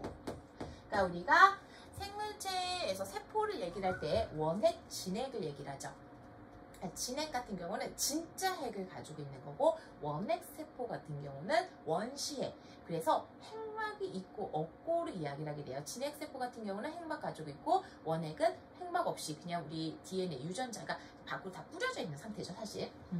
그리고 이때 생명은 단세포. 아주 이제 단순한 모델입니다. 그래서 이 시생누대에 원핵 단세포에서 좀 기억을 해야 하는 녀석이 있다라면은 누가 있느냐? 바로 남세균이 있어요. 남세균이라고도 이야기를 하고, 남조류, 다른 말로는 시아노박테리아라고도 이야기를 합니다. 그래서 얘가 왜 중요하냐면 이 남세균은 저거를 생각하시면 돼요. 엽록체. 그래서 아주 단순한 단세포 생물인데 뭐가 가능한 녀석이냐? 광합성이 가능한 녀석이에요. 광합성이 가능하거든요. 광합성을 한다라고 하는 것은 공기 중에 있는 이산화탄소를 이용해서 뭐를 만들어낼 수가 있어요? 네, 산소를 만들어낼 수가 있습니다. 초기 지구 환경을 생각을 해보자 라고 하면, 자, 이거는 이렇게 좀 볼게요. 우리 태양계에 있는 행성 중에서 금성하고 화성, 지구하고 이제 아주 비슷한 환경이죠. 자, 금성에서 가장 대기 성분 중에 많은 건 뭐죠? 네, 이산화탄소예요. 화성에서 제일 많은 거 뭐죠? 네, 역시 이산화탄소예요. 우리 비슷한 환경을 가지고 있었던 이제 지구형 행성인데, 그럼 지구도 뭐가 많았을까요? 네, 이산화탄소가 많았어요. 초기 지구의 대기 성분은 이산화탄소가 지배적이었어요. 그런데 지금은 여러분들 알다시피 질소가 한 70% 정도 되고 산소가 21% 정도를 차지하잖아요. 처음 지구 환경은 그러지 않았다는 얘기죠. 그러니까 초기 지구는 이산화탄소가 많았는데, 그랬는데 중요한 게 산소를 방출을 하는 녀석이 출현을 하게 됩니다. 그게 이제는 바로 뭐냐? 남세균이고, 이 남세균 같은 경우가 흔적으로 남아있는 게 있어요. 이 흔적으로 남아있는 화석을 바로 무엇이라고 이야기를 하느냐? 스트로마톨라이트 스트로마톨라이트라고 이야기를 합니다. 그래서 스트로마톨라이트가 바로 이 남세균의 흔적이 남아있는 것이고 성캄브리아 시대의 시생누대의 화석으로 생각을 하시면 돼요. 자, 그런데 여기서 중요한 거는 이 시생누대 때 분명히 산소가 방출이 되는데 대기 성분을 보자라고 하면은 이때까지도 산소가 늘어나지는 않아요. 우리 지구의 대기 진화를 이거는 간단하게 보면 아마 여러분들이 1학년 때 통합과학에서 했을 거예요. 이산화탄소는 이렇게 줄어들고요. 산소가 늘어나기 시작하는데 이런 식으로 이제 산소가 늘어나요. 그런데 이 산소가 늘어나는 시점을 보면 대략 한 23억 년 전 이렇게 가거든요. 근데 이제 이 남세균이 출현을 한 시점을 대략 35억 년 전으로 봅니다. 그러면 35억 년 전에서 23억 년 전이니까 12억 년 정도의 갭이 있잖아요. 그럼 이 산소가 어디 갔냐는 거지. 그래서 초기에 이렇게 방출된 산소 같은 경우는 바로 대기 중으로 나가는 것이 아니라요. 자, 물속에서 이런 남세균들이 광합성을 하게 되면 그 땅 있죠. 그 물속에 있는 철을 산화시키는데 사용이 돼요. 그래서 이런 철을 산화시키는데 사용돼서 남아있는 흔적이 이제 바로 뭐가 있느냐? 포상철광층이라고 하는 것이 발견이 되는데 이것에 산화가 되면서 아직 밖으로, 물 밖으로 나오지는 않는 단계가 시생누대 때다라고 이야기를 할 수가 있습니다. 그래서 시생누대 때 가장 중요한 거는 이 스트로마톨라이트하고요, 남세균, 이게 지금 가장 중요한 포인트다라고 생각을 하시면 돼요. 자, 다음 이제 두 번째로 이제 가자라고 하면은 시생누대에서 좀 더 올라와서 이제 원시 생명체가 나타나는 이제 원생누대로 이제 이야기를 하게 되는데. 그러면 이 원생누대 같은 경우는 대략 한 23억 년 전부터 5억 4천 2백만 년 전까지 이야기를 합니다. 그래서 우리가 여러 가지 초대륙 있었던 것 중에 로디니아 있었죠. 그래서 약 12억 5천만 년 전에 있었던 로디니아가 이 원생누대 때 있었던 초대륙으로 이야기를 할 수가 있어요.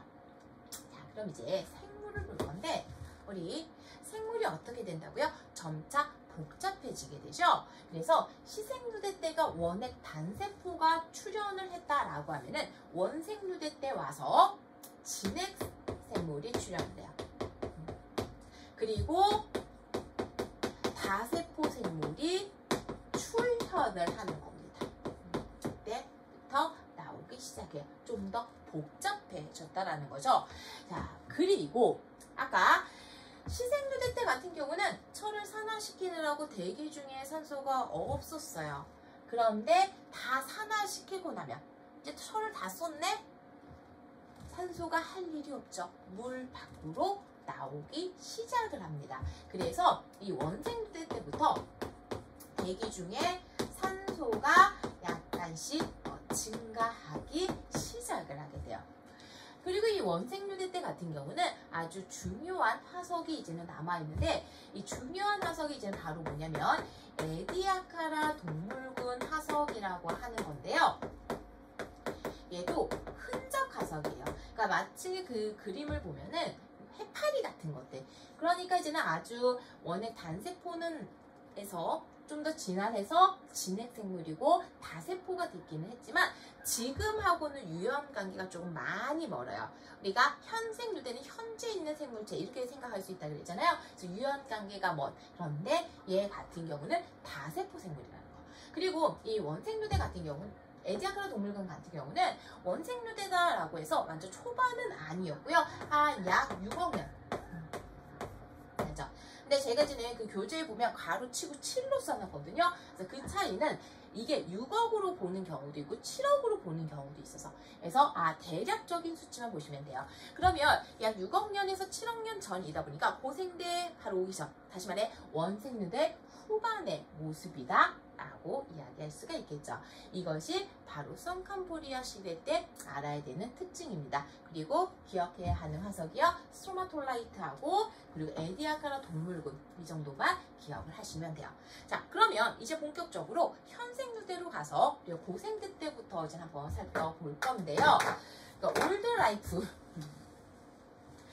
자, 이때는 기후로 이제는 봤을 때 어떻게 이제는 볼 수가 있냐면 앞에서 이제 봤던 것처럼 초반은 어땠어요? 따뜻했어요. 초반은 따뜻했다가 빙하기 이제 한 번 있었죠. 이때가 언제였다고요? 이때가 바로 오르도비스기 말. 그리고 조금 이렇게 떨어지는 것처럼 보이다가 한 번 더 떨어졌다 다시 올라가는 이런 상태. 그래서 오르도비스기 말, 석탄기 말과 폐륜기 초 이렇게 기후를 이야기를 할 수가 있습니다. 기온이. 그러면 이 고생대 때 우리가 기억을 해야 되는 것을 몇 가지 보자라고 하게 되면은 고생대가 되면서부터 생물수가 급증을 해요. 생물수가 급격하게 증가를 하는 캄브리아 대폭발이 나타나게 됩니다. 그리고 전반적으로 온난했어요. 그래서 뭐 이런 것들을 알아보는 게 뭐 석탄층이라든지 석탄층을 통해서 석탄층이 있다라고 하는 건 양치식물이 대규모로 번성을 했다라는 거거든요. 양치식물이 있다. 아까 고사리 같은 것들이 양치식물이죠. 그러면 얘는 어떤 의미가 돼요? 고사리? 따뜻해야 되잖아요. 그런 이제는 형태로 이야기를 하게 됩니다. 그리고 우리가 여기에서 각각의 지각 변동에서 가장 중요한 거는 계속해서 앞에서 자주 언급을 했던 건데요. 산맥이 굉장히 중요해요. 그래서 고생대 때의 산맥이다 라고 하게 되면 뭐가 중요하냐? 바로 우랄산맥. 그래서 위치로 기억을 하시면 조금 쉬울 것 같아요. 우랄산맥하고 그리고 에팔레치아 산맥. 이것이 고생대 때의 산맥으로 이야기를 할 수가 있습니다. 자, 그러면 이제는 본격적으로 각각의 시대별로 지금 각각 기 단위에서 좀 이야기를 해볼 건데요. 자, 먼저 첫 번째가 캄브리아기죠. 캄브리아기 때부터, 그러니까 우리가 원생류대하고 현생류대를 나온다 보니까 이때부터 생물수가 급증하는 시기가 바로 캄브리아기예요. 그런데 생물을 보면 아까 원액 진액이었죠? 이때부터 뭐가 이제 출현을 하게 되냐면 해양 무척추 동물이 크게 번성을 하게 돼요. 그러니까 아직 척추 동물까지는 오지 않은 상태. 이렇게 생각을 하시면 됩니다. 자, 그리고 이때까지도 모든 생물이 다 어디에만 있었냐? 바다에 있었던 시기가 캄브리아기예요. 자, 그 다음에 캄브리아기에서 조금 더 갑니다. 오르도비스기. 그래서 오르도비스기가 되면은, 자, 나누는 거 생물이었죠? 이제 뭐예요? 무척추였으니까 좀 더 진화를 하는 형태. 오르도비스기에서 최초의 척추동물이 등장을 해요. 그런데 최초로 척추동물이 등장하는데 가장 그 단계가 낮은 애가 뭐죠? 네, 어류예요. 그래서 어류가 출현하는 시기가 오르도비스기에 해당을 하게 됩니다. 자, 그리고 오르도비스기 이어서 이제는 가게 되면 실루리아기. 실루리아기 같은 경우는 여기서 굉장히 중요한 이벤트가 있어요. 뭐가 있냐면 앞에 사이아노박테리아가 산소를 방출하면 이것들이 철을 산화시켰고, 그리고 원생류대 때부터 뭐 하기 시작했어요? 산소가 대기 중으로 나오기 시작을 했어요. 그래서 실루리아기 때가 되면 이 산소들이 축적이 되면서 뭐가 만들어지게 되느냐? 바로 오존층이 만들어져요. 그럼 이 오존층이 형성되는 게 왜 중요하냐? 오존층 같은 경우는 자외선을 차단해주는 역할을 하게 되죠. 원래는 자외선 A, B, C를 X 때 C를 이제 주로 차단하긴 하는데, 자, 우리가 지금 만약에 오존층이 없다라고 하면 어떻게 돼요? 지금도 사실 오존층에서 막아주지 못한 다른 자외선, 파장 영역대에서 약간 차이가 있으니까 이것들을 쓰면 뭐 얼굴 타고 피부암 이런 것도 유발하잖아요. 굉장히 위험한 녀석이에요. 그래서 사실상 오존층이 생기기 전까지는 생명체가 밖으로 나올 수가 없었어요. UV가 그대로 들어오니까 생명체 파괴가 일어나서 굉장히 위험하다라는 거예요. 그래서 어디는 바다에만 있었단 말이지. 그런데 딱 오존층이 생기면서 UV가 차단이 돼요. 그럼 그때부터 뭐가 가능해지냐? 위로 올라오는 게 가능해져요. 다시 말해서 오존층이 형성이 되면서 중요한 건 뭐냐? 생물체를 봤을 때 이때부터 육상 진출이 가능해진다. 그래서 이 이야기 때 최초로 뭐가 생기게 되느냐? 육상 식물이 출현을 합니다. 이거는 식물이 먼저예요. 자, 그 다음에 대봉기로 갈게요. 자, 대봉기로 가면 이제 처음 출현하는 거 볼게요. 오르도비스기에 최초 어류가 출현을 했죠. 대봉기는 조금 더 뭐예요? 이제 진화를 해야 되죠. 그래서 이때부터 뭐가 양서류 그리고 양치식물 이게 대봉기예요. 대양양 이렇게 이제 기억을 하시면 되고요. 그 다음에 뭐죠? 네, 석탄기. 이름이 왜 석탄기일까요? 우리 석탄기 같은 경우는 석탄이 만들어진 거거든요. 석탄의 재료가 뭐죠? 양치식물들. 그래서 이 석탄기의 특징이다라고 하게 되면 양치식물이 출현을 했다가 번성을 해요. 그래서 항상 기억을 해 두셔야 되는 게 번성하는 시기와 출현하는 시기는 조금 달라요. 그러니까 번성을 했다는 건 내가 이제 지위가 굉장히 높다는 얘기잖아요. 그러니까 다른 세대적 지위가 높다는 건데 처음 출현했을 때는 저기서 쭉은 그래서 우리 그런 거 있잖아. 아, 요즘 이런 예를 들어도 되나? 코로나 보면은 처음에 지금 이제 오미크론이 우세종이 됐잖아요. 근데 처음에 나왔을 때는 델타였어. 델타 변이가 우세종이었지. 그러니까 이런 식으로 바뀌잖아. 처음 나왔을 때는 마이너한 것처럼 보여. 그러다가 이게 점차 전파하면서 하나가 우세가 하게 됐잖아요. 그런 단계를 생각하시면 돼요. 그래서 출현을 하는 거는 좀 번성하기 이전에 나오고 시간이 지나야 번성을 한다는 거. 그래서 양치식물이 번성을 해서 대살림을 이루는 시기가 석탄기. 그래서 우리가 이 이름을 석탄기라고 얘기를 하는 거죠. 그리고 이 석탄기 때는 뭐가 이제 또 중요하게 나오게 되냐면요. 이것도 같이 이제 기억을 해야 되는데 이제 다른 생물들이 출현을 하기 시작을 합니다. 석탄기가 되게 되면 이때부터 우리 아까 봐봐 양서류 출현했죠. 석탄기 때 파충류가 출현해요.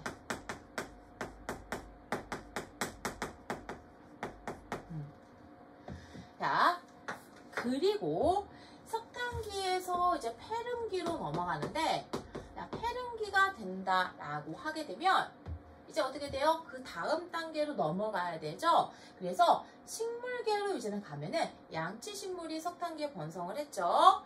그리고 폐름기에서는 이 다음이 되는 거시식물이 출현해요.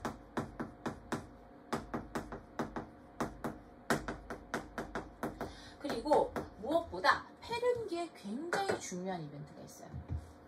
이 이벤트가 뭐냐면 자, 지질 시대를 나누는 데 있어서 가장 큰 기준은 뭐라고요? 생물에서의 가장 큰 변화, 생물에서.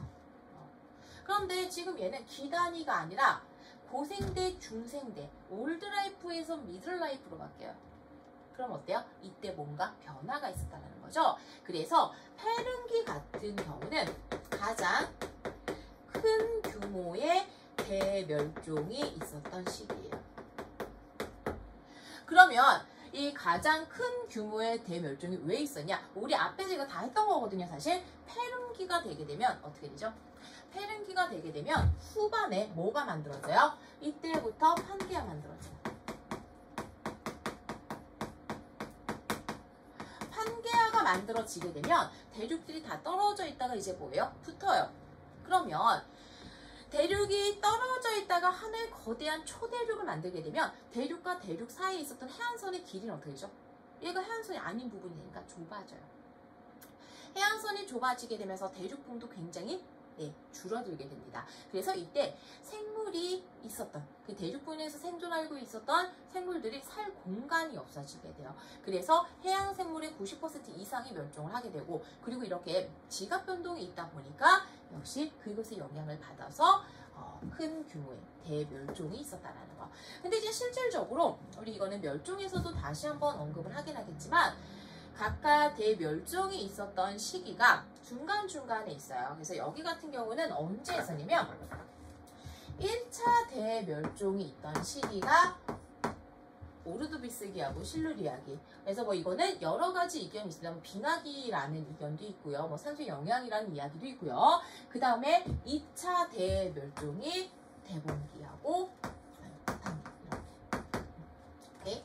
자, 그리고 이때 고생대 때의 화석을 보자라고 하게 되면은 고생대 때의 아주 대표적인 화석이 있어요. 그 대표적인 화석은 캄브리아기 때 출현을 해서 페른기 말까지, 그러니까 3억 년이라고 하는 시간을 굉장히 오래 살았던, 그래서 이때 이제는 화석이 이제는 바로 뭐가 되냐면 여러분들 다들 아실 거예요. 삼엽충입니다. 그리고 이 삼엽충 화석 같은 경우는, 삼엽충은 캄브리아기 때는 모든 생물을 어디서 받아 살았죠? 뭐 오르도비스기도 역시 마찬가지예요. 그래서 얘는 해양생물 화석, 삼엽충 화석이 있다, 고생대, 해성층, 이렇게 볼 수 있다라는 거예요. 자, 그 다음에 오르도비스기로 이제 가게 되면, 오르도비스기를 사실 다른 말로 부르는 걸 뭐라고 부르냐면 필석의 시대다라고 이야기를 하는데, 필석이라고 하는 이제 나뭇잎같이 생긴 것처럼 보이는 화석이 있어요. 그래서 이 필석 같은 경우는 이때까지 실루리아기 때까지 있었던 화석이 필석인데, 사실 필석의 경우는 얘가 이제 겉에 외형에 대한 화석은 남아있는데 내형에 대한 화석이 없어서 그 모양이 어떤지, 어떤 특징을 가지고 있는지는 명확하지는 않아요. 자, 그리고 오르도비스기 때 뭐가 출현하죠? 어류가 출현을 하게 돼요. 어류. 그래서 어류 화석이 있게 되는데요. 이때 어류 화석으로 이제 대표적인 게 갑주어. 그런데 이 갑주어 같은 경우는요, 대봉기 말에 사라져요. 우리 대봉기 말에 2차 대멸종이 있었다 그랬죠? 그래서 이때 갑주어는 물고기인데, 우리 지금 보면 생선 먹을 때 머리 먹을 수 있잖아요.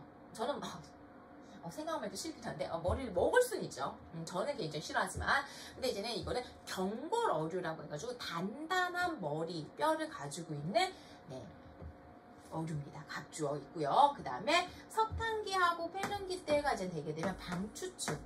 그래서 방추충은 어떻게 생겼냐면 방추형 있죠. 원뿔 모양.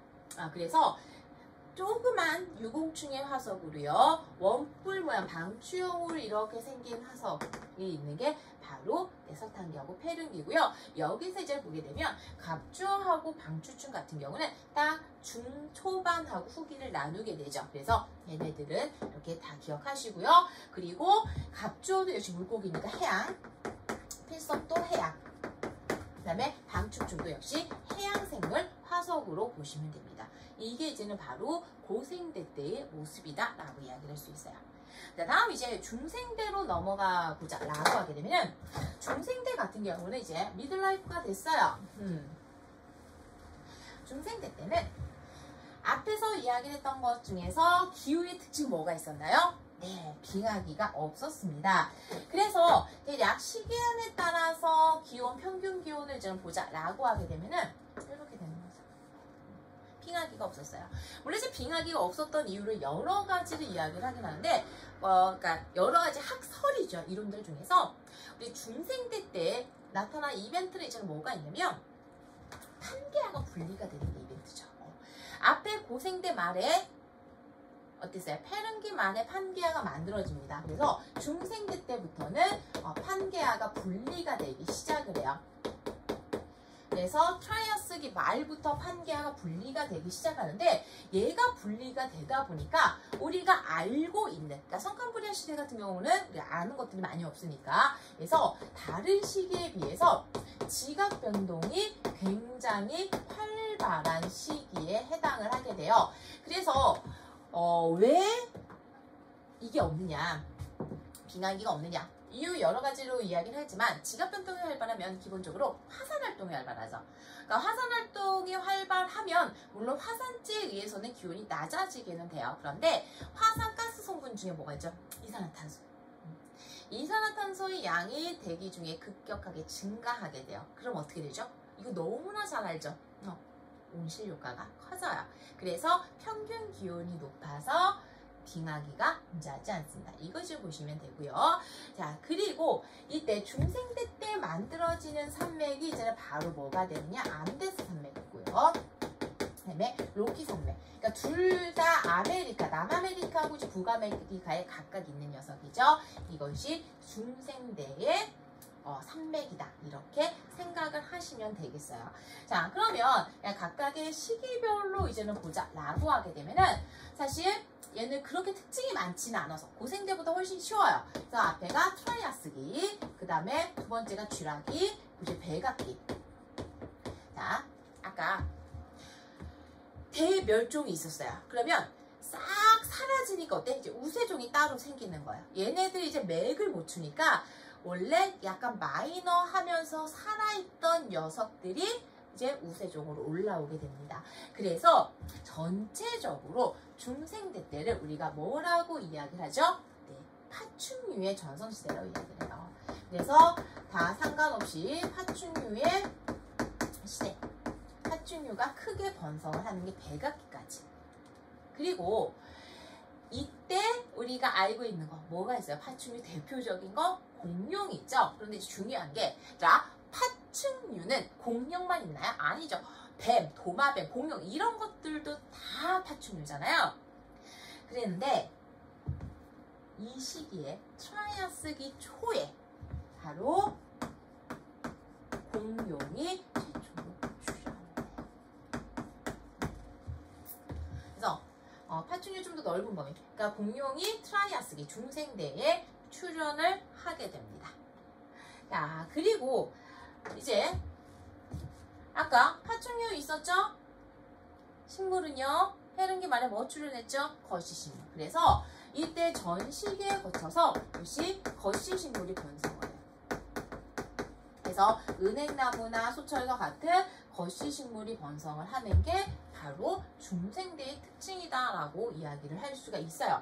자, 그래서 이때의 화석들을 보자라고 하게 되면은 화석이 전체적으로 트라이아스기에서부터 백악기까지 화석이 이제 바로 뭐가 되냐? 공룡.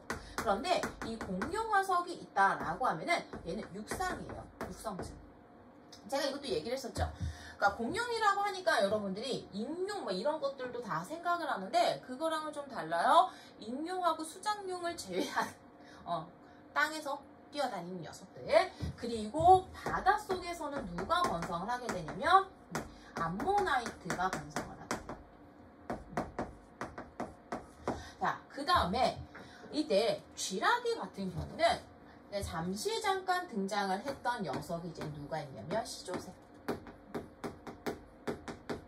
그래서 시조새 화석은 쥐라기 때만의 특징입니다. 그래서 이 시조새 같은 경우는 조류하고 파충류의 특징을 함께 가지고 있어서 중간 단계가 아닐까 이렇게 이야기를 하게 되는데 그런 거 생각하시면 돼요. 우리가 보통 조류하면 닭을 많이 생각하거든요. 여러분들 닭발 좋아하세요? 저는 닭발은 별로 안 좋아하거든요. 닭은 되게 좋아하는데 닭발 별로 안 좋아해요. 닭발을 보면 발이 있죠? 발이 있는데 그 닭발 발톱이 있는 거 보셨어요? 없죠. 그런데 우리가 보통 공룡, 티라노사우루스 같은 거 생각하면은 발톱 굉장히 크게 있잖아요. 그래서 얘는 새처럼 날개도 있어요. 날개는 있는데 발톱이 있다? 발이 닭발과 똑같이 새처럼 생겼는데 발톱을 가지고 있어요. 그리고 이제 꼬리가 있는데 보통 닭꼬리 생각하면 닭꼬리에 이렇게 깃털만 생각을 할 수가 있잖아요. 그런데 얘는 꼬리뼈가 있어요. 바로 파충류의 특징이죠. 그리고 부리가 있어요. 부리는 누가 가지고 있죠? 새가 가지고 있어요. 그런데 닭을 생각을 하면 모이를 먹을 때 쪼아 먹잖아요. 왜? 이빨이 없으니까. 그런데 얘는 부리는 가지고 있고 이빨은 있어요. 이빨 있는 거는 파충류의 특징. 그래서 중간 단계가 아닐까라고 생각을 하는 게 바로 시조새의 특징이 됩니다. 자, 그리고 이 중생대의 특징도 출현을 하는 걸 좀 보게 되면 아까 파충류가 출현을 했었죠? 이제 뭐 출현해야 돼요? 자, 파충류 다음 단계로 가야 되죠? 그래서 이제 원시 포유류가 출현을 해요.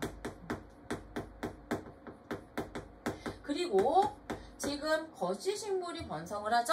그럼 이제 그 다음 단계로 가는 속시식물이 출현을 하는 것 또한 역시 중생대 때의 특징이다 라고 이야기할 수 있어요. 그리고 우리가 앞에서 고생대 같은 경우는 세 번의 멸종이 있었죠. 언제 있었어요? 1차 대멸종은 오르도비스기, 그 다음에 2차 대멸종은 대봉기말, 그 다음에 3차 대멸종인 페른기말. 그런데 그 중에 가장 큰 거는 뭐라고요? 페른기. 왜? 얘는 기 단위에서 바뀐 게 아니라 대 단위에서 바뀌었어요. 그래서 3차 제일 크다. 그리고 모든 이 대멸종 시기를 통틀어서 가장 큰 규모의 대멸종이었습니다. 자, 반면에 이 중생대 같은 경우는 일단 트라이아스기에 4차 대멸종이 한 번 있고요. 그 다음에 여러분들 다 알고 있는 거죠. 백악기말. 그래서 공룡이 대멸종을 한 것이 백악기 말에 해당을 하게 되고 이것이 두 번째 규모의 대멸종에 해당을 하게 돼요. 그래서 앞에서 페른기 말에 있었던 대멸종의 원인을 우리가 초대륙의 형성과 관련이 있다. 판게아가 형성되면서라고 이야기를 하게 되는데 이때도 이제 비교적 잘 알려져 있는 편인데 이거 지금 이제 가장 유력한 것은 운석 충돌입니다. 그래서 어쨌든 지금 켈티 경계층이라고 하는 게 있어요. 그래서 그 시기에 이제 만들어진 지층인데 예를 들면 이런 거예요.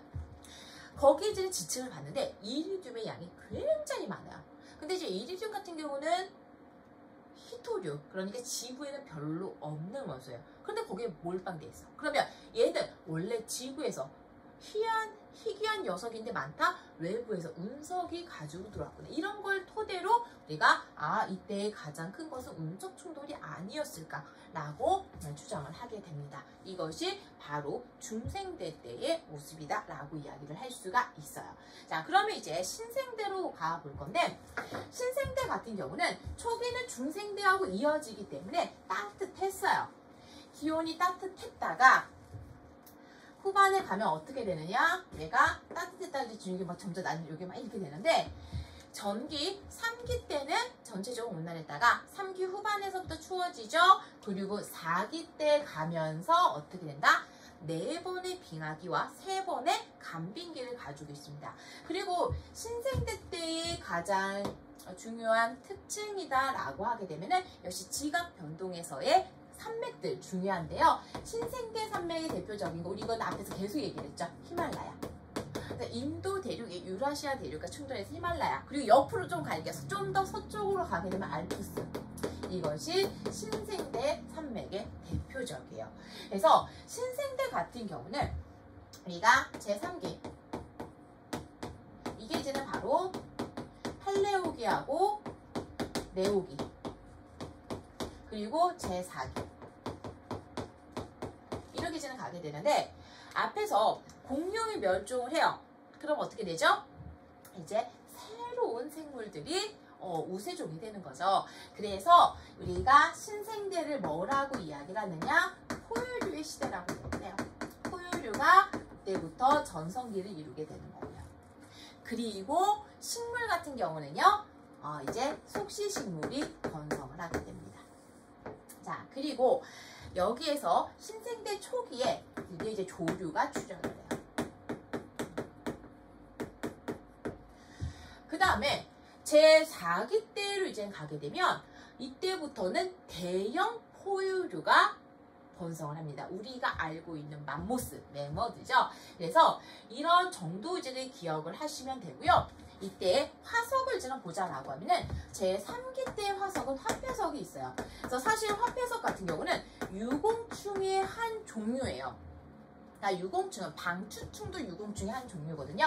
그 중에서도 상당히 사이즈가 큰 일반적인 유공충보다 좀 사이즈가 큰 것을 우리 화폐석이라고 이야기를 하고 얘 같은 경우는 바다에서 생존을 했던 녀석이에요. 그 다음에 제4기 때 가게 되면 대형 포유류가 번성을 하게 되면서 이때 대표적인 화석이 이제 바로 뭐가 되느냐? 매머드. 그러니까 매머드로 하니까 이제 학생들이 가끔 맘모스 똑같은 말이죠. 얘네들이 그래서 이런 정도로만 여러분들이 정리를 하시면 되겠습니다. 그래서 우리가 이렇게 이제 지질 시대를 정리를 했는데 제가 앞서서 말씀을 드린 것처럼 여기는 여러분들이 어쩔 수 없이 암기를 하셔야 돼요. 그래서 제가 큰 틀만 이제 중요한 것들만 말씀을 드렸고 좀 세부적인 내용들을 여러분들이 그 책을 확인을 하시면서 정리하시면 되겠습니다. 그래서 우리가 5강은 이렇게 마무리를 하고요. 다가 6강에서 만나 뵙도록 하겠습니다.